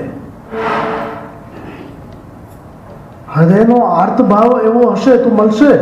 અહીંયા તો થયેલું છે કે આજે જ બ્રહ્મ સંબંધ થયું અને આજે તમને સાનુભાવ પણ થાય, પણ આત્મનિવેદન થયું છતાં હજી દોષ દ્રષ્ટિ છે, હજી સત્સંગનો અભાવ છે, વિવેકનો અભાવ છે, ધૈર્યનો અભાવ છે, તો વર્ષો લાગી જશે. આમાં કોઈ સમયનું માપદંડ નથી. એવું કંઈ નથી કહેવામાં આવ્યું કે 25 વર્ષ સુધી સેવા કરો તો સાનુભાવ થવા લાગે, કે 5 વર્ષ સુધી કરો તો, એવું કંઈ માપદંડ નથી. કોઈ પુષ્ટિ માર્ગમાં કાળને નિયામક જ નથી ગણ્યો. અહીંયા કાળનો કોઈ એવું બંધન નથી. ન થાય તો વર્ષો સુધી ન થાય અને થતો તો તરત થઈ જાય. આ એક એવી ભક્તિ છે કે પ્રભુને આપણે બાંધી ના શકીએ. એમને કૃપા કરવી છે તો એવા જીવ ઉપર પણ કરે કે આપણને એમ લાગે કે આ તો ક્યારે ભગવત નામ લેતો નથી અને એના ઉપર એવી કૃપા. કેમ કે પ્રભુ તો અંતર્યામી છે, દરેકના અંતરની જાણે છે. આપ જો ઘણીવાર કોઈ માણસ બીમાર હોય, તકલીફ હોય, દવા પણ કામ ન કરતી હોય તો ડૉક્ટરો એના ઘરનાને બોલાવે કે ભાઈ ઘરનો માહોલ શું છે. બહુ સમજવા જેવી વસ્તુ છે કે મેડિકલ સાયન્સ તમને કેમિકલો આપે છે, પણ સાથે સાથે ઘરનો માહોલ શું છે, એના ભાઈ બહેન માતા પિતા પત્ની કેવી રીતે વર્તે છે, શું વારે ઘડી કંઈ એને યાદ દેવડાવે છે કે તને આ રોગ છે, તો તમારા કેમિકલ પણ કામ નહીં કરે. કોઈ વ્યક્તિને તમે વારે ઘડી યાદ દેવડાવો તમે આવો આ તકલીફ છે, તમે આ તકલીફ છે, તો પેલું સતત પેલાને સુવર્ણ રહ્યા કરે. અરે ભૂલાવા માટે તો આ બધું છે, આ કેમિકલો ભૂલાવા માટે છે. રોગ જળમૂળમાંથી તો નષ્ટ થવું બહુ કઠિન છે, પણ એને વિસ્મરણ કરવા માટે પણ ઘરનો માહોલ પણ એવો જોઈએ. એટલે તમે તો બહુ સારા જજો, અત્યારે તો ખૂબ સરસ છે, તો એને તમે જો 60% લાભ થવા લાગે, આખું હિલિંગ પ્રોસેસ શરૂ થઈ જાય અંદરથી, સારું થવા લાગે. એટલે આ જે મનોવૈજ્ઞાનિક ડૉક્ટરો કે ન્યુરો સાયન્સના જાણકાર આ બધા જાણવા માગે કે ઘરનો માહોલ શું છે, કે ઘરમાં કોઈ એવી વ્યક્તિ તો નથી ને કે એને વારે ઘડીએ તું બીમાર છે યાદ દેવડાવે. તો દવાની બી એક મર્યાદા છે, એનું લિમિટેશન છે, પણ પછી આખું મનોવિજ્ઞાન છે. મનની જો દૃઢતા, મનની મક્કમતા હશે તો અંદરનું પ્રોસેસ શરૂ થઈ જાય અને તમને તરત સારું થવા લાગે. અને તમે જો એને વારે ઘડીએ યાદ દેવડાવો તો શું થાય કે એને એમ થાય કે ના હજી હું બીમાર છું. દુનિયામાં બધું કોઈ સંપૂર્ણ નથી, અને બધાની જે તકલીફો છે એની સાથે એનો સ્વીકાર કરવો એ જ સ્નેહ છે. બધા સારા થવા ક્યાં જશે? કોઈ વ્યક્તિ એવો નથી કે એને કંઈ તકલીફ ના હોય, પણ જેવો છે એવો મને સ્વીકાર છે. જેમ કહેવામાં આવતું ભાઈ મજનૂની જે લૈલા હતી એ બહુ કાળી હતી, તો બધા કહેતા તો આની પાછળ આટલો આસક્ત થયો છે, આ કેવી બસુરત છે.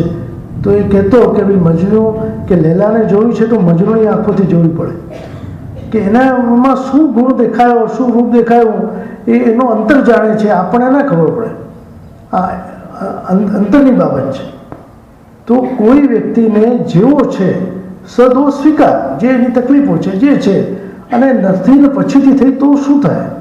ઘણી બધી વસ્તુઓ એવી છે. જીવન આ ગતિશીલ જીવન છે, એક જેવું જીવન કોઈનું રહેતું નથી. ઉતાર ચઢાવ આવ્યા કરે, અને એમાં ઠેરાવ જોઈએ, ધૈર્ય જોઈએ. એટલા માટે જ કહ્યું કે ત્રિદુઃખ સહનમ ધૈર્યમ, 3 પ્રકારના દુઃખો સહન કરવા. અને સૌથી વધારે તો અત્યારે જે દુઃખ છે ને એ આદિ ભૌતિક દુઃખ છે, જેને આપણે દુઃખ માનીએ છીએ, કે જે મનને નથી રૂચતું એ દુઃખ છે. જે વ્યક્તિને સ્નેહ છે ને તો એનું બધું જ સ્વીકાર છે, એને પછી એમાં કોઈ ફરિયાદ જ નથી. કોઈ વ્યક્તિને નસકોરા બોલતા હોય તો એને ખબર નહીં પડે, બીજાને ખબર પડે, બાજુવાળાને. કોઈ તમને કહે ભાઈ તમે તો રાત્રે બહુ નસકોરા બોલો છો, કે ભાઈ મને ખબર નથી. અને દરેકને એમ હોય કે મારા નથી બોલતા. પણ આ એક એવી પ્રોસેસ છે, બધાનું કંઈ ને કંઈ અવાજ આવતા જ હોય, પણ જે સ્નેહી જીવ છે ને એને કંઈ એની પડી ના હોય. અમને તો એમ લાગે કે વસ્તી છે. ઘણા વૈષ્ણવ છે અમારો બહુ અવાજ આવે આપણી સાથે સુવામાં, ભાઈ ના મને તો એમ લાગશે કે વસ્તી છે, ભલે તો કે સ્નેહ છે, એમાં એનો વિરોધ નથી. અને વર્ષો સાથે રહ્યા પછી એનો સ્વીકાર જ હોય, એની ફરિયાદ ના હોય, નિરર્થક એના માટે ચર્ચા પણ ના હોય. એક આ દરેક માનવની આ નાના નાના બાળકોમાંથી અવાજ આવતો હોય છે. તો એ કોઈ તકલીફ, એ પશ્ચિમ સંસ્કૃતિનું આ છે કે આ મને નડે છે ને આ છે. ભારતીય સંસ્કૃતિમાં નથી. ભારતીય સંસ્કૃતિ તો કેવી સુંદર વાતો શ્રીમદ ભાગવતમાં આવે છે, કે પતિ રોગી હોય, કુડી હોય, ક્રોધી હોય તો પણ એની સાથે નિભાવ કરવો, સહન શક્તિ રાખવી, ધૈર્ય રાખવું, આ ભારતીય સંસ્કૃતિ છે. અને આપણે કંઈ પશ્ચિમના નથી થઈ ગયા, પશ્ચિમમાં રહેવાથી કે એનો સ્વીકાર કરીએ, જેવા છે એનો સ્વીકાર. કોઈ કેવું થયું એને આપણને ખબર નથી. જો એક રાજાને રાજ્યમાં એ રાજા બહુ જ્ઞાની હતા. એને એમ કહ્યું કે આપણા નગરમાં કોઈ પણ સુંદર બાળક હોય એને તમે લઈ આવો, મને બાળકો બહુ પ્રિય છે. એ સેનાપતિને કામ સોંપવામાં આવ્યું હોય. સેનાપતિ પોતે હફસી કાળા નીગ્રો. હવે એ આખા ગામમાં ફર્યો, સુંદર સુંદર બાળકોને જોયા, પણ આનંદ ના આવ્યો. રાત્રે ઘેર ગયો થાકીને, જેવું પોતાનું નાનું બાળક બહાર કરતાં એને ભેટી ગયું, એને થયું કે સૌથી સુંદર તો આ બાળક છે. બીજે દિવસે રાજાના મહેલમાં સભામાં એ બાળકને લઈને આવ્યો. રાજાએ પૂછ્યું કે સુંદર બાળક હા કે મહારાજ આ બાળક એટલું સુંદર છે, એટલું કોમળ છે, એટલું સુંદર બોલે છે. રાજા સમજી ગયા કે આ બાળક આવું હતું કે આ તમારું બાળક છે કે હા બરાબર છે, તો દુનિયાનું સૌથી સુંદર આ જ હોય. એટલે એ છે કે દરેકને પોતાનું પ્રિય છે, બીજાનું અપ્રિય છે. બીજાના દોષો દેખાય છે, પોતાના નથી દેખાતા. આ દોષ દ્રષ્ટિ. અને કૃપાની શરૂઆત ક્યારે થાય કે કૃપા ભઈ તબ જાનીએ જબ દિખે અપને દોષ. આપણા દોષો દેખાવા લાગે તો માનવું કે હવે કૃપાની શરૂઆત, કે હું અત્યાર સુધી બધાના દોષો જોતો હતો, પણ મારા પોતાનામાં કેટલી ખામીઓ છે. સૌથી મોટી એ ખામી કે હું દોષ જોવા નીકળ્યો. કોઈના દોષ ન જોવાય. ઠાકોરજીએ નથી જોયા, સદોષ સ્વીકાર કર્યા છે આપણને. ભલે બુરો સો તેરો, જેવો છું જ પ્રભુ આપનો છું. જ્યાં એ વાત આવી ગઈ પછી એના દોષ સામે જોવાતું નથી. તો એ ધૈર્ય છે. અને દુઃખ જેને આપણે કહીએ છીએ ભૌતિક દુઃખો છે, આપણા મનને નથી રૂચતું હોય આપણને દુઃખ લાગે. ત્રિદુઃખ સહનમ ધૈર્ય. જો આધિ ભૌતિક, આધ્યાત્મિક અને આધિ દૈવિક 3 પ્રકારના દુઃખો. આધિ ભૌતિક દુઃખો જે આપણને મનને નથી રૂચતું અને દેહને પીડા થાય, આર્થિક માનસિક ઘણી સમસ્યાઓ જીવનમાં આવે, એ ભૌતિક દુઃખો છે. એ ખરેખર આપણે જ રચેલા છે. આપણી વધારે પડતી મહત્વાકાંક્ષાઓ એ અનેક દુઃખોને સાથે લઈને આવે છે, અનેક પ્રપંચો સાથે આવે છે. અને આધ્યાત્મિક દુઃખ એ તો ભગવત સંબંધી દુઃખ છે, અને આધિદૈવિક દુઃખ એ તો ભગવત પ્રીત્યર્થ દોષ છે. ઘણીવાર ઠાકોરજી એવી લીલા કરે કે તમારું દેહ અનુસંધાનનું વિસ્મરણ થઈ જાય. એ ભગવત પ્રતિબંધ એ તો આધિદૈવિક દુઃખ એ તો ભગવત કૃપાથી મળે. પણ આપણને જે સતાવે છે ને ભૌતિક દુઃખો છે, અને એને આપણે દુઃખ માનીએ છીએ. વાસ્તવમાં એ દુઃખ નથી, એ એક સ્થિતિનું નામ છે. શ્રી મહાપ્રભુજી નિબંધમાં આપ આજ્ઞા કરે છે કે સાચું સુખ કોને કહેવાય કે જેમાં દુઃખ મિશ્રિત નથી, અને જે સુખનો ક્યારે અંત નથી આવતો એ જ સાચું સુખ. આ જેટલા લૌકિક દુઃખો છે બધામાં દુઃખ મિશ્રિત છે આ સુખોમાં, અને કાળાંતરમાં સમાપ્ત થનારા છે. આપણા બંગલા, ગાડી, આપણો વૈભવ, ધન સંપદા બધું નષ્ટ થવાનું છે. એ ઠેર સુધી કોઈ સાથે નથી આવતું. જ્યારે વ્યક્તિ જાય છે તો એકલો જ જાય છે, ખાલી એના સત્કર્મો છોડીને જાય છે.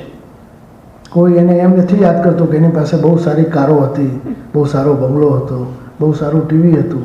એવું કોઈ યાદ નહીં કરે, પણ એના સત્કર્મોને યાદ કરશે કે કેટલું સારું કામ કરીને ગયા. તો એ ધૈર્ય આપણે સમજવાનું છે કે 3 પ્રકારના દુઃખોને સહન કરવાની શક્તિ.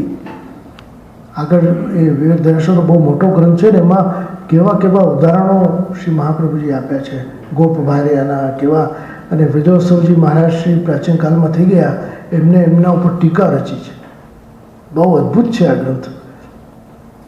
જીવનમાં સુખ અને શાંતિ અને ધૈર્ય લાવવા માટે આ વિવેક, ધૈર્ય અને આશ્રયનો પાઠ જરૂર કરવો જોઈએ, અને એના ભાષાંતર સાથે.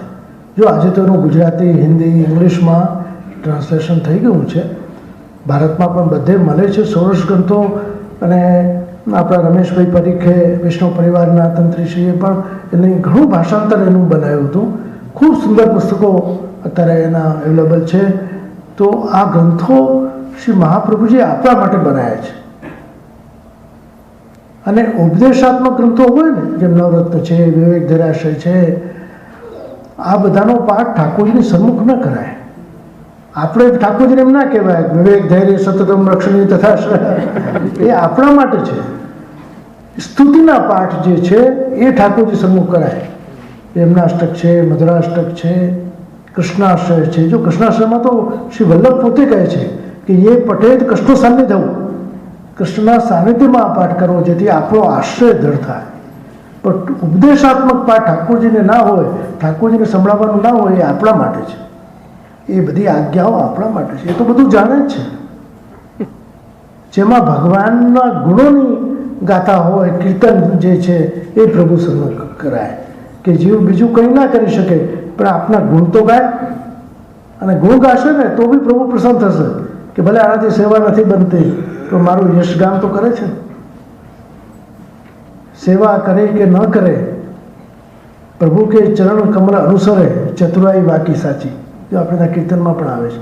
એ જ વ્યક્તિ ચતુર છે કે ભલે એને કંઈ નથી આવડતું પણ પ્રભુના યશનું ગાન કરે છે કે પ્રભુ હું તો અનેક દોષોથી ગ્રસિત છું પણ આપ તો એવા કૃપાળુ છો કે અમારા જેવા જીવોને પણ આપે શરણે લીધા. અને શરણસ્થ સમુદ્ધારમ, શરણ આવી ગયા એને ક્યારેય પ્રભુ છૂટતા નથી.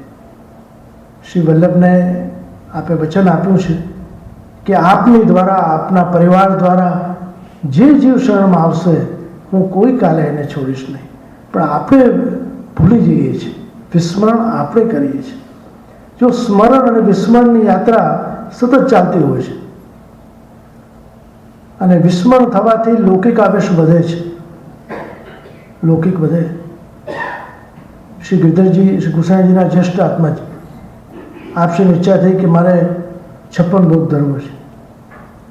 આજ્ઞા લેવા ગયા, કાકાજીને પૂછ્યું કે કાકાજી 56 ભોગ की इच्छा है. આપશ્રી બહુ સુંદર આજ્ઞા એ વખતે કરી હતી કે બાબા લૌકિક બળેવો, બહુ સમજવા જેવી આજ્ઞા હતી. કોઈ વસ્તુ કરવાથી જો લૌકિક વધો થતો હોય અને ભગવત સેવા છૂટતી હોય તો એનો કોઈ અર્થ નથી. અને એનાથી અનેક પ્રકારના પ્રપંચો ઉત્પન્ન થાય છે. મેં તો ખાસ જણાવું છે કે પુષ્ટિ ભક્તિ માર્ગ ગ્રહ સેવા ઉપર જ આધારિત છે. એટલે જ આપણે ત્યાં મંદિર એક જ છે શ્રીનાથજી બાબાનું. બીજી બધી હવેલીઓ છે કે જ્યાં વલ્લભપુરના આચાર્યો બિરાજે અને આપ સેવા કરે શીખવે શ્રી હરિ, એ સિદ્ધાંત હતો.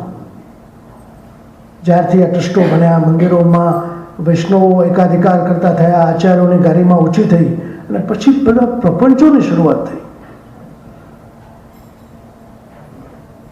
અને એમાં શું થયું? અલૌકિક છૂટી ગયો અને લૌકિક વધી ગયો. તમે તમારા ઘરમાં ભગવત સેવા કરો, ભગવત સત્સંગ કરો, જીવનયાપન કરો, એ સૌથી ઉત્તમ પક્ષ છે.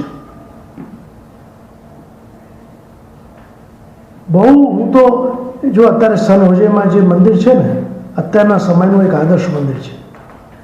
મિલપીટાસમાં કે જ્યાં વૈષ્ણવો જ સેવા કરે છે. ચિત્રજી બિરાજે છે, વૈષ્ણવો વારે ફરતી સેવા કરે, મનોરથ કરે, કોઈ મુખ્ય વિતરણની જરૂર નહીં, કોઈ ખર્ચ જ નથી એમનો. અને કેટલી સુંદર રીતે યુવાન લોકો જોડાયા છે. હું તો જ્યારે જોઉં છું તો પ્રસન્નતા અનુભવ કરું છું કે એવો મંદિરને ક્યારે વાંધો નહીં આવે. બધા જ આચાર્યોનું વેલકમ છે, બધા જ આચાર્યોને એમ લાગે કે અમારું છે. એવા ઝોન પાડે છે, ગોકુળ, મથુરા, જતીપુરા, એવી રીતે બોલો.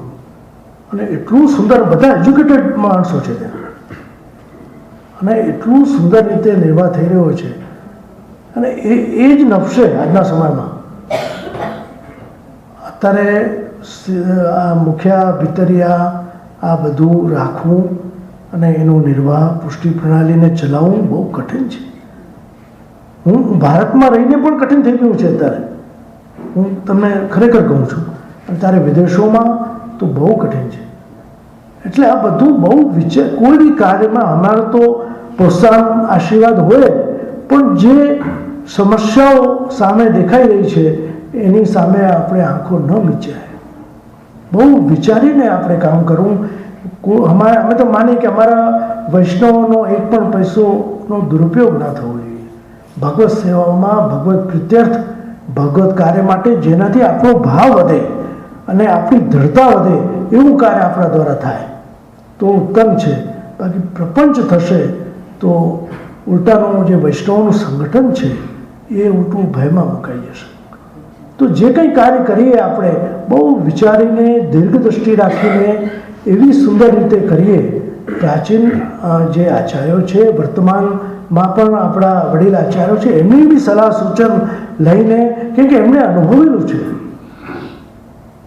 અનુભવ વગર આ વસ્તુ નહીં સમજાય. આજે કોઈ બી યુવાન બાળકને આપણે કહેવા જઈએ તેમ કે અમને રોકે છે, રોકવાનું કાર્ય નથી, પણ વડીલોને એનો અનુભવ છે કે આજે આ વસ્તુ આવી જશે, યોગ કરીને તમે મેળવી લેશો, પણ ક્ષેમ ક્યાંથી લાવશો?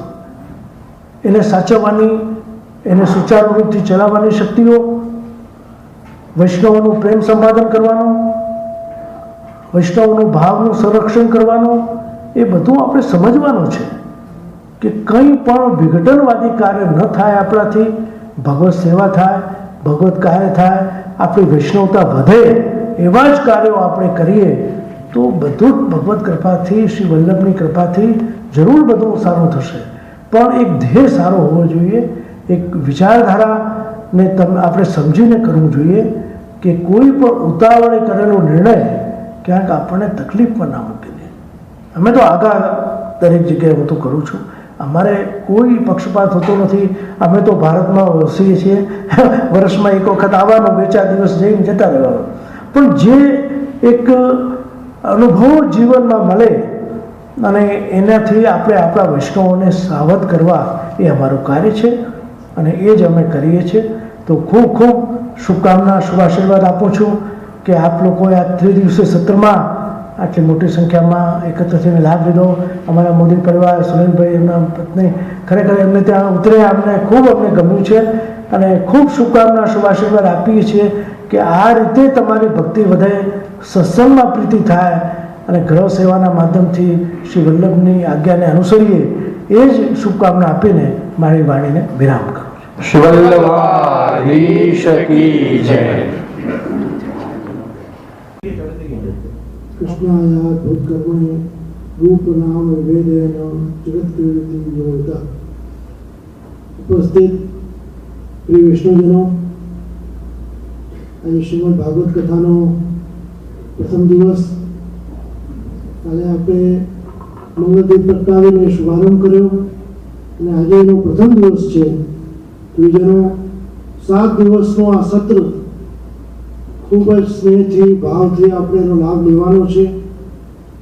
જીવનમાં આવી ક્ષણો બહુ ઓછી આવે છે અને ખાસ કરીને વિદેશમાં વસતા વૈષ્ણવોને વલ્લભકુલના દ્વારા કથામૃતનો લાભ બહુ ઓછો મળતો હોય છે.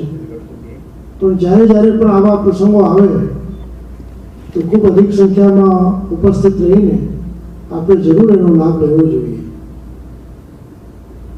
જીવન ગતિશીલ છે અને ગતિશીલ જીવનમાં બધું ચલાયમાન છે. ક્યારે એક જેવો સમય રહેતો નથી, એક જેવી પરિસ્થિતિ રહેતી નથી, બધું બદલાયા કરે છે અને એનું નામ જ જીવન છે.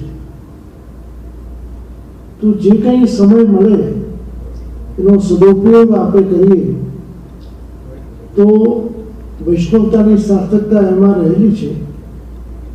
ઘણીવાર આપણે વિચારીએ પછી કરીશું, પછી બધું થશે, પણ પછી કંઈ થઈ શકતું નથી. આ સમય કોઈનો બંધાતો નથી.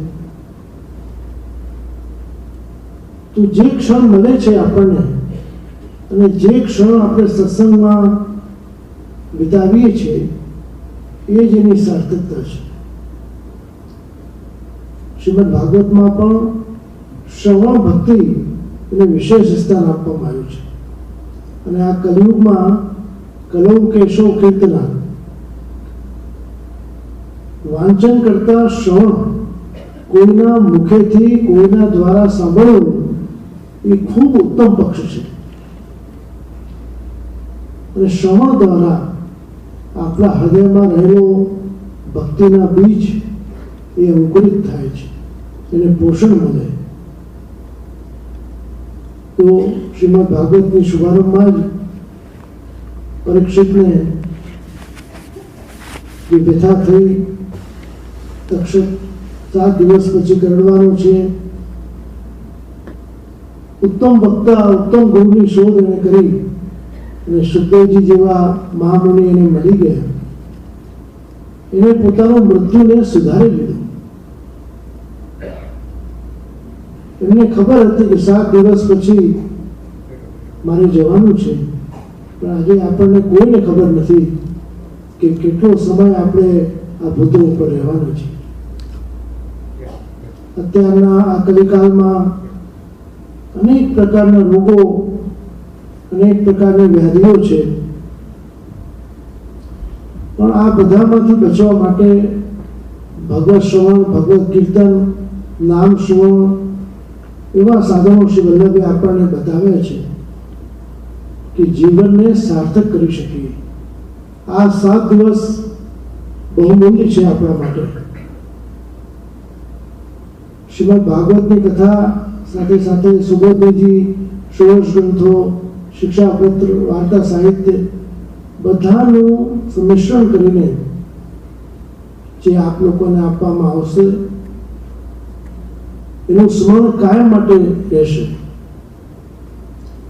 અને જો સાથે ખૂબ સુંદર કીર્તનિયા આપણને મળ્યા છે, એનો પણ લાભ લેવાનો છે. ઘણીવાર આપણને એનું મહત્વ નથી સમજાતું, પણ ઘણું અગત્યનું. અમારે ત્યાં ભારતમાં તો 10 જણા બેઠા હોય અને સારામાં સારા આર્ટિસ્ટો બધા હોય, પણ શું આ પ્રદેશના વિઝાના પ્રોબ્લેમને લઈને એ બધાને લાવી શકાતા નથી. પણ જે કોઈ મળે એનો જો તમે લાભ લો તો ખરેખર ખૂબ આનંદ આવે. એ કથાને સંગીતમય અને નવા લોકોને પણ, આજના નવા લોકોને પણ એમાં આનંદ આવે. આજે સંગીતમય કથા થાય, શાસ્ત્રીય સંગીત, હવેલી સંગીત બધાનું સંમિશ્રણ કરીને જો એનું શ્રવણ થાય તો એનો આનંદ અનેક ગણો વધી જાય. કંટાળો ના આવે, આળસ ના આવે અને રસિકતામાં વધી જાય. તો પ્રિયજનો, એવા મૂલ્ય દિવસો આપણને મળ્યા છે. તો આ 7 દિવસ ખૂબ આનંદથી કથાનું શ્રવણ કરીને આપણે વ્યતીત કરવાનું છે. અને શ્રી વલ્લભના ચરણોમાં એ જ પ્રાર્થના કરીએ કે આ 7 દિવસની કથા આપણા હૃદયમાં કાયમ માટે સ્થાયી બની જાય અને આપણને એનો લાભ સદાકાળ માટે મળતો રહે. એ જ મંગલ કામના સાથે મારી વાણીને વિરામ આપું છું. શ્રી વલ્લભાધીશ કી જય. પછી કથા આગળ વધારીએ.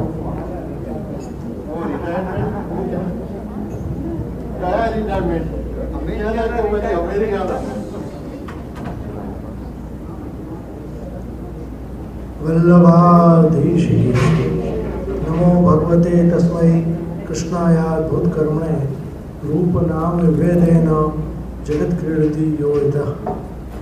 શ્રી વૈષ્ણવજનો, શ્રીમદ ભાગવત કથાનો દ્વિતીય દિવસ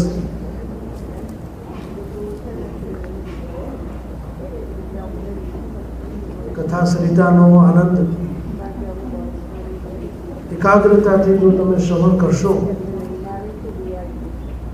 તો એનો ખૂબ જ આનંદ આવશે.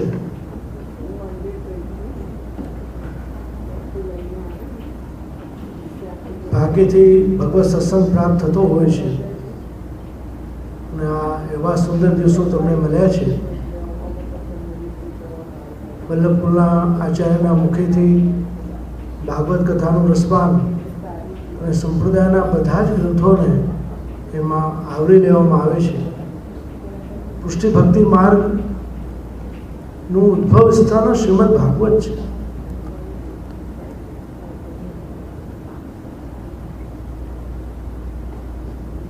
અહેતુકી ભક્તિ, નિસાધનતા, તત્સુખનો વિચાર, આ બધું પુષ્ટિ ભક્તિ માર્ગ છે. પ્રભુની પ્રસન્નતા બદલામાં અમને શું મળે છે એ જીવ નથી જોતો, પણ મારા દ્વારા કઈ ચેષ્ટા આપને સુખ આપનારી થાય એનું જ મહત્વ વધારે હોય છે. મારા કોઈ પણ કાર્યથી આપને પરિશ્રમ ન પડે, આપ હંમેશા પ્રસન્નતામાં બિરાજો, એ તત્સુખનો વિચાર એ પુષ્ટિ ભક્તિ માર્ગની બહુ મોટી દેન છે.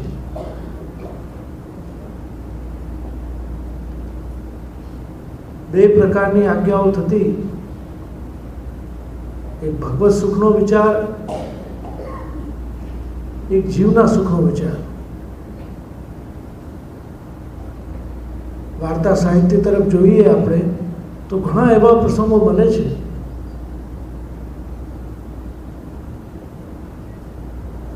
શ્રીનાથજીની સેવામાં અહિર્નિશ રહેનારા રામદાસ પિતરિયા શ્રી મહાપ્રભુજીની આજ્ઞા હતી કે તારે રાજભોગ આવતો હોય ત્યારે આંખ મીચીને પંખો કરવો.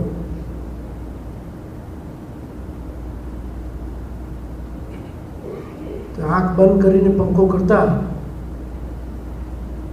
શ્રીનાથજી એક વખત આજ્ઞા કરી કે રામદાસ તો આંખો ખોલી લે.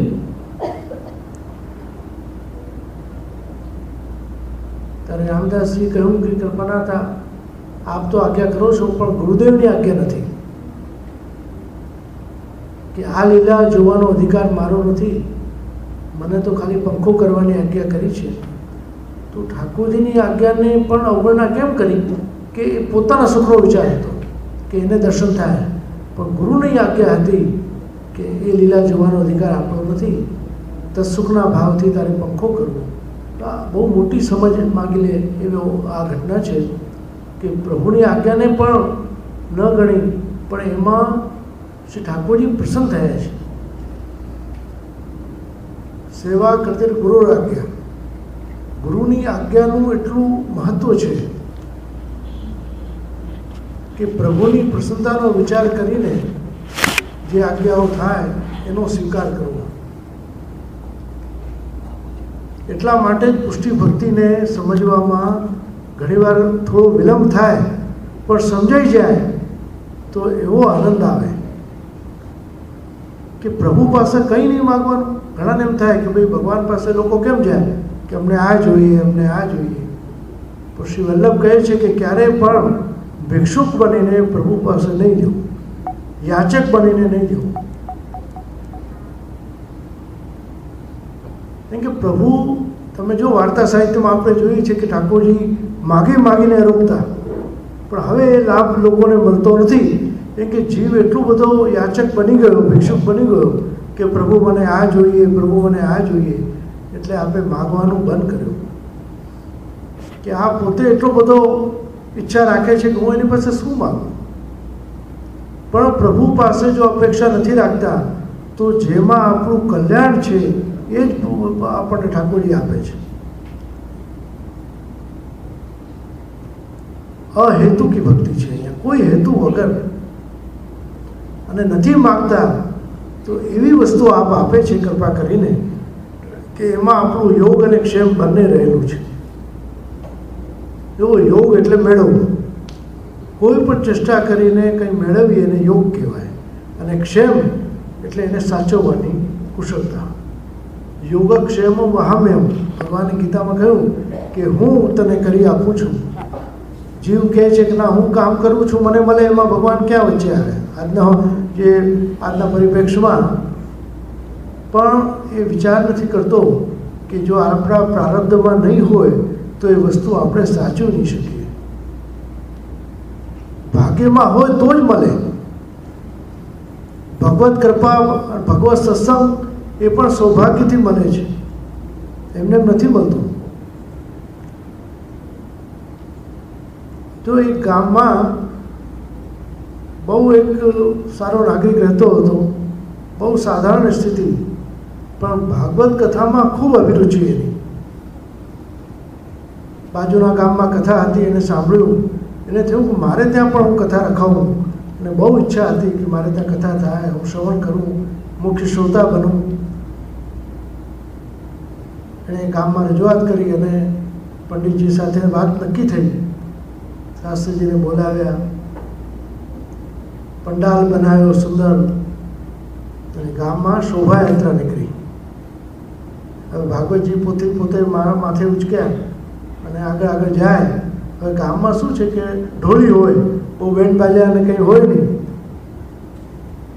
પણ જે ગામનો જમાદાર હતો એટલે એ જમાનામાં ગામમાં જમાદાર રહે, તો એ જમાનાની બંદૂકો કેવી હતી, દારૂ ગોળો ભરે એમાં અને પછી ધડાકો કરે.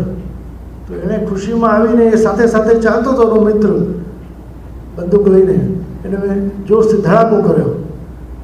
ધડાકો થતાની સાથે જ એના કાન જતા રહ્યા. એટલું નજીકથી ધડાકો થયો કે એકદમ કાન શૂન્ય થઈ ગયા.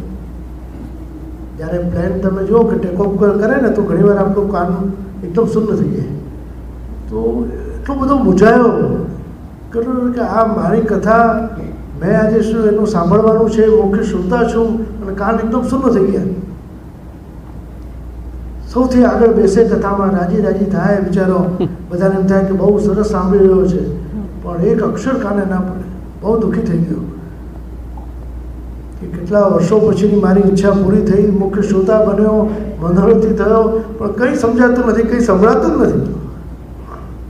જો આ ભાગ્ય વગર આ કથા નથી સંભળાતી. પણ કેવું થયું, આપણને નવાઈ લાગે કે 7 દિવસ સુધી કથા ચાલી. 7મો દિવસ ફરી પાછો વિરામનો દિવસ આવ્યો અને પાછી પોથીજી યાત્રા શરૂ થઈ.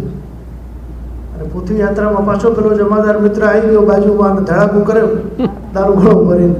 અને જ્યાં ધડાકો થાય છે અને કાન પાછા આવી ગયા.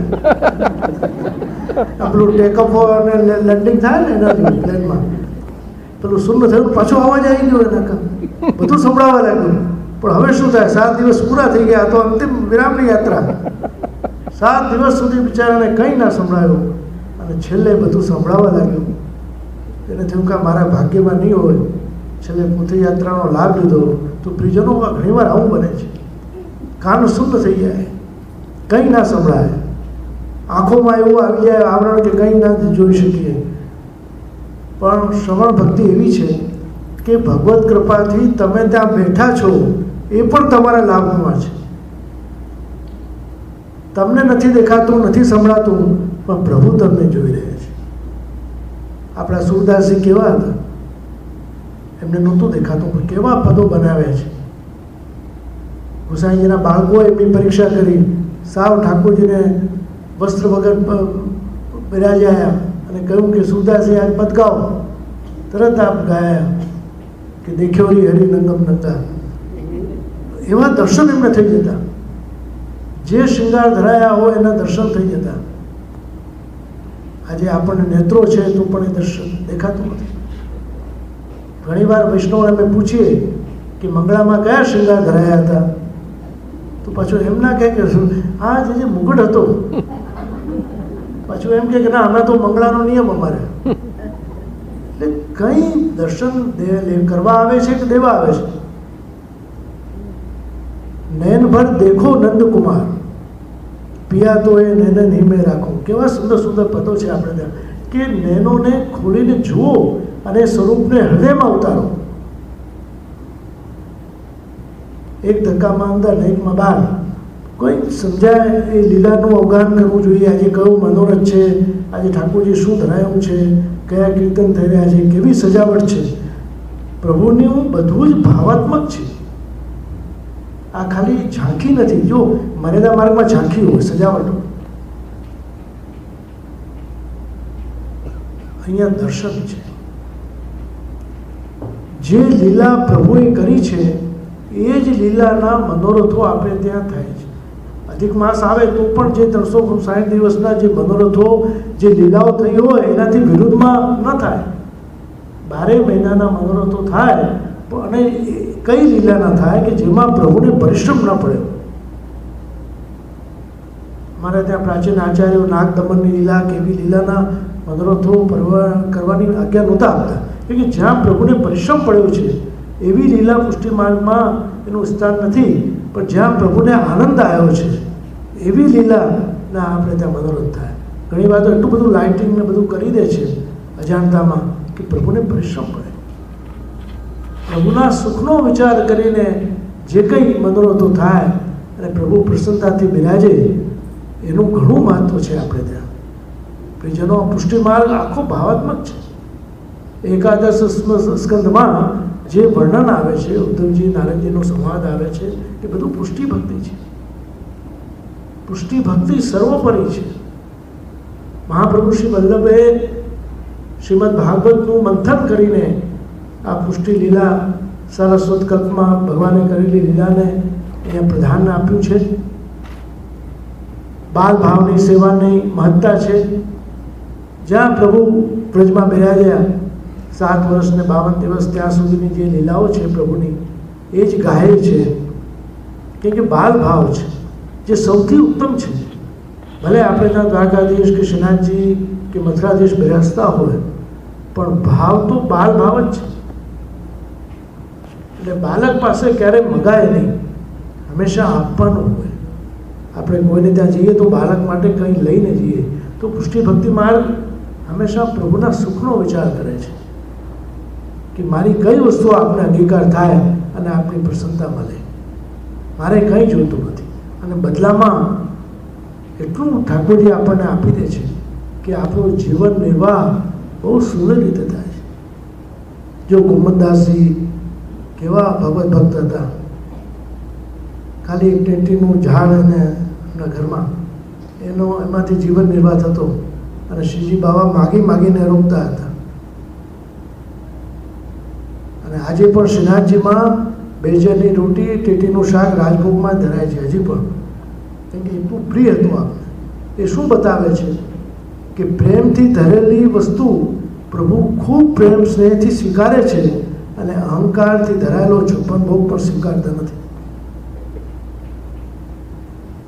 સૌથી પહેલાં જ્યારે શ્રી ગિધોજી, શ્રી ગુસાઈજીના જ્યેષ્ઠ આત્મા આપને ઈચ્છા થઈ કે શ્રીજી બાવાને 56 ભોગ ધરવો છે, આપ આજ્ઞા લેવા ગયા શ્રી ગુસાઈજીને कि काका जी 56 भोग की इच्छा है कि बाबा भले करो पर लौकिक बढ़े. એ આજ્ઞા આપણે કરી હતી ને. આ લૌકિક વધવાથી પ્રપંચો બધા વધે છે. નિષ્કામ ભક્તિમાં જ્યારે વધારે પડતું શોષણ થવા લાગે તો જીવ અકળાઈ ઉઠે છે.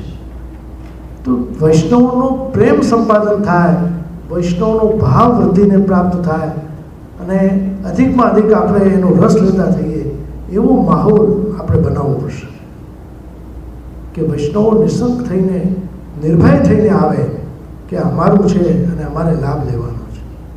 પ્રિયજનો, જો એવું આપણે વાતાવરણ બનાવીશું તો આપણી યુવા પેઢી જે છે એ પણ જરૂર એમાં રસ લેશે. અને એવું કંઈક અભિગમ આપણે કરીએ કે બધાને એમાં એમ થાય કે ના અમારું છે, આ અમારે કરવાનું છે. અમુક વ્યક્તિઓ જ કરે એવું નહીં, બધા જ કરે, બધાને લાભ મળે એવું જો આપણે વાતાવરણ બનાવીશું તો આજની યુવા પેઢી પણ એમાં સક્રિય થશે. તો પ્રિયજનો, કથાનો દ્વિતીય દિવસ બાવાને અનુરોધ કરીશ કે પોતાની વાણી દ્વારા બધાને લાભાન્વિત કરે, અને મારી વાણીને વિરામ આપું છું. શ્રી વલ્લભાની શક્તિ છે. રૂપ નામ વેદેન જગત કિરણથી યોવતા. ઉપસ્થિત પ્રિય વૈષ્ણવજનો, શ્રીમદ ભાગવત કથાનો તૃતીય દિવસ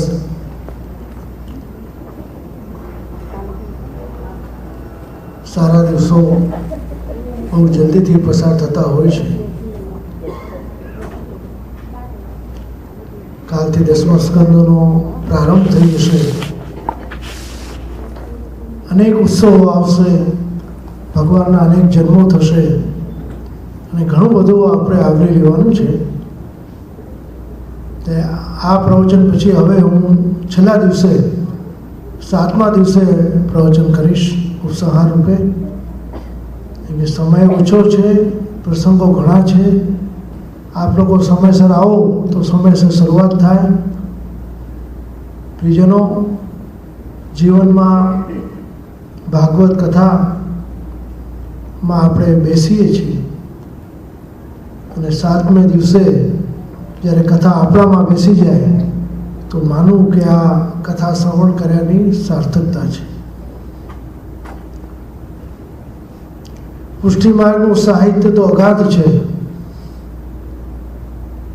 શ્રી મહાપ્રભુ વલ્લભ, શ્રી ગુસાઈજી પ્રભુ ચરણ, શ્રી ગોકુલનાથજી, શ્રી હરિરાયજી, શ્રી પુરુષોત્તમજી જેવા મહાન આચાર્યોએ અનેક ગ્રંથોની રચના કરીને એટલું સુંદર સાહિત્ય પુષ્ટિજીવો માટે અર્પણ કર્યું છે. કોઈ પણ વિષયને શોખ રાખતો હોય માનવ, કોઈને સંગીતનો હોય, ચિત્રકારીનો હોય, સાહિત્યનો હોય, શૃંગારનો હોય, પુષ્ટિ ભક્તિ માર્ગ બધાને આવકારે છે.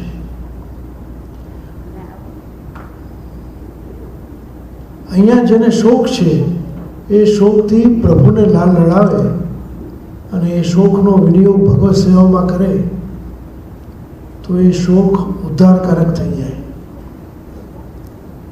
પુષ્ટિ ભક્તિ માર્ગમાં અષ્ટયામની સેવા અને શ્રી પ્રભુચરણોએ રાગ, ભોગ અને શૃંગાર આ ત્રણેયનો સમન્વય કરીને એટલી સુંદર સેવા પ્રણાલિકા આપણે ત્યાં બનાવી છે. અને તમે જુઓ કે આ શબ્દો એવા છે કે રાગ, જો માણસ રાગમાં પડી જાય તો એનું પતન થાય, ભોગમાં પડી જાય તો દુસંગમાં પડે, શૃંગારમાં પડે તો પણ પતન થાય. પણ આ ત્રણેયને જો ભગવત સેવામાં વણી દેવામાં આવે તો આપણા ઉદ્ધારનો કારક બની જાય. શ્રી ગુસાઈજી પ્રભુ ચરણો ખૂબ કલાપ્રેમી હતા. નામ રત્નાખ્યાનમાં આપશેનું એક નામ છે ગીત સંગીત સાગરાય નમઃ. ગીત અને સંગીતમાં એટલા પ્રવીણ હતા, કેટલા રાગોની ઈજાદ આપણે કરી, કેટલું સાહિત્ય આપણે બનાવ્યું બ્રજ ભાષામાં, સંસ્કૃતમાં, અને એનો ચિતાર વલ્લભાખ્યાનમાં શ્રી ગોપાલદાસજી આપણને આપ્યો છે. એ સાહિત્ય એટલું અદ્ભુત છે કે જો વૈષ્ણવ એનું અવલોકન કરે, એને વાંચે, એને જીવનમાં ઉતારે તો એનું વૈષ્ણવી જીવન સાર્થક બની જાય.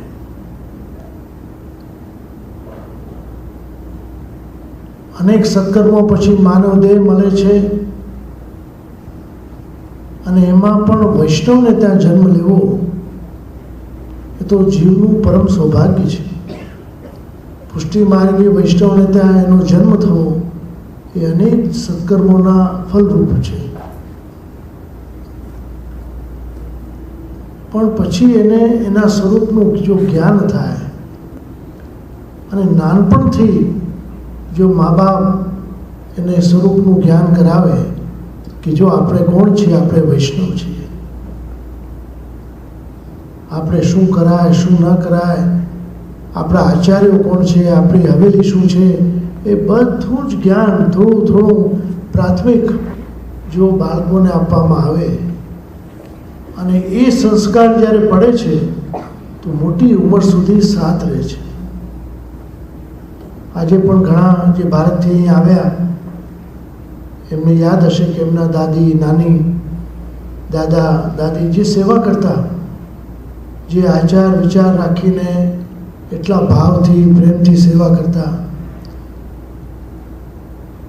કદાચ એમને સમજાવતા નહીં આવડ્યું હોય એ બની શકે, પણ ભાવમાં જરાય ન્યૂનતા નથી. અમે ઘણીવાર જોઈએ છીએ કે એવા વૃદ્ધ માજીઓ જે ક્યાંય ભણ્યા નથી પણ સંસ્કૃતના શ્લોકો, પાઠો એટલા સુંદર રીતે કરે છે.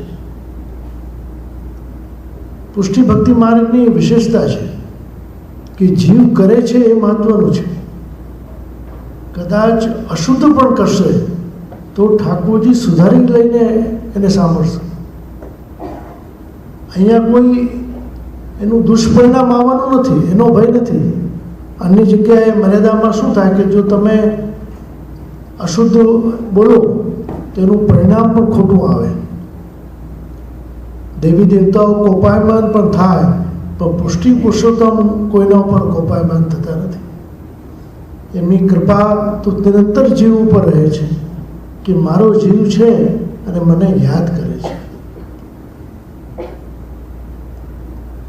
કયા પાઠ સન્મુખ કરાય, કયા પરોક્ષમાં કરાય, એ વિવેક પણ આચાર્યથી આપણે સમજવું જોઈએ. જ્યાં સ્તુતિ છે, જ્યાં યશનું ગાન છે, એ પાઠ પ્રભુની સાનિધ્યમાં કરાય. પણ જે પાઠ, જે સ્તોત્રો જેમાં ઉપદેશ આપેલો છે એ પ્રભુની સન્મુખ ના કરાય, પરોક્ષમાં કરાય. જેમ નવરત્ન છે, વિવેક ધૈર્યાશ્રય છે, ઠાકોરજીની સન્મુખ એમ ના કહેવાય કે ચિંતા કાપી ન કાર્ય. એ તો આપણા માટે છે, આપણા માટે આજ્ઞા થઈ છે. પ્રભુની સન્મુખ યમનાષ્ટક કરાય, મધુરાષ્ટકમ કરાય, કૃષ્ણાશ્રય કરાય, કે જેમાં ભગવદ આશ્રયની વાત છે, જ્યાં વિશુદ્ધ સ્નેહ છે. અને કૃષ્ણાશ્રયમાં તો શ્રી વલ્લભ પોતે આજ્ઞા કરે છે કે એ પટેત કૃષ્ણ સન્નિધમ, કે આનો પાઠ ઠાકોરજીની સન્મુખ કરવો, જેથી આપણો આશ્રય દ્રઢ બને. ઠાકોરજીને ઉપદેશાત્મક પાઠની જરૂર નથી, ઠાકોરજીને ગીતા સંભળાવવાની જરૂર નથી, એ તો આપણા માટે છે. તો જે સ્તુતિ છે, જ્યાં યશનું ગાન છે, એટલે જ શ્રવણ ભક્તિ કહ્યું અને કીર્તન ભક્તિ. જીવ ભલે કંઈ ના કરે પણ ભગવાનના યશનું ગાન કરે તો પણ ઠાકોરજી પ્રસન્ન થાય કે મારો જીવ છે અને મને યાદ કરે છે. કલો કેશવ કીર્તનાથ. આ કલયુગમાં બધા જ દોષો છે, પણ સૌથી મોટો એક ગુણ એવો છે કે ભગવત નામ માત્રથી ઉદ્ધાર છે. કલીમાં ભગવાનનું નામ માત્ર પણ લઈએ, જો કે એ પણ અઘરું થઈ ગયું છે, પણ એનાથી પણ ઉદ્ધાર જીવનો થઈ જાય. શ્રી વલ્લભ તો આપણને સ્પષ્ટપણે આજ્ઞા કરે છે કે વદતી ભિરેવ સતતમ સ્થે મિત્વે મે મતિ. સતત શ્રી કૃષ્ણ શરણમનું સતત સ્મરણ, મનન, ચિંતન, અહર્નિશ સતત જો ભગવતનો આશ્રય, ભગવત નામનું ઉચ્ચારણ આપણા હૃદયમાં થતું રહે. જો તમે અશુદ્ધ અવસ્થામાં પણ ભીતર સ્મરણ મનન તો કરી શકો છો, અંદર બોલી શકો છો, અને જો સ્મરણ રહેશે તમારું તો ક્યારે પણ સ્વરૂપનું વિસ્મરણ નહીં થાય, ક્યારે પણ આસુરા ભાવ તમારામાં નહીં આવે, ક્યારે પણ દોષ દૃષ્ટિ નહીં આવે. એ ભગવાન નામનું ઉચ્ચારણ, ભગવાન નામનું સ્મરણ અને મનન એ હૃદયને ચોખ્ખું કરે છે. હૃદયને શુદ્ધ કરવાનું એક એવું સાધન છે કે ભગવત નામ જો તમે બોલતા રહેશો તો ક્યારે પણ લૌકિક ભાવ વધારે નહીં આવે. કેમ કે જીવ લૌકિકમાં રહે છે, સંસારમાં રહે છે, એટલે લૌકિક વાતાવરણ બનેલું છે ચારે બાજુ. લૌકિક વાતોમાં પણ આનંદ આવે છે, સહજ છે, સ્વાભાવિક છે. પણ એની સાથે સાથે જો ભગવત સ્મરણ પણ કરે, બીજાના દોષો જોવા કરતાં પોતાના દોષોનું જ્ઞાન થાય, તો એ કૃપાનું લક્ષણ છે. કૃપા ભઈ તબ જાનીએ જબ દિખે અપને દોષ. આપણા દોષોનું જ્ઞાન થવું એ તો બહુ મોટી કૃપા છે, કે હું શું કરી રહ્યો છું, કેટલા દોષો છે મારામાં. અને જો આ દોષોનું જ્ઞાન થાય તો આપણને આપણા તરફ જોવાની ઈચ્છા થાય અને દોષોને સુધારવા પ્રયત્નશીલ બનીએ. શ્રી વલ્લભ કહે છે આપ કે જીવા સ્વભાવ તો દુષ્ટા દોષ ભાવાય સર્વદા. જીવ સ્વભાવથી દુષ્ટ છે અને દોષ ભાવયુક્ત છે. એટલે ગમે ત્યાં આપણે જઈએ, તીર્થમાં જઈએ, યાત્રા કરવા જઈએ, પણ આપણને દોષ દેખાઈ જાય છે. સારી વસ્તુ નથી જોઈ શકતા, પણ દોષ દેખાઈ જાય, કેમ કે દોષ દૃષ્ટિમાં રહેલો છે. અને દોષ દૃષ્ટિને દૂર કરે છે ભગવત સત્સંગ. સત્સંગ એ આત્માનો ખોરાક છે. જેમ દેહને ભૂખ લાગે છે, ભૂખ તરસ લાગે, પ્રકૃતિની અસર થાય, સમય આવે એટલે ભોજન કરી લઈએ, એમ આત્મા પણ ઝંખે છે. કેમ કે આત્મા છે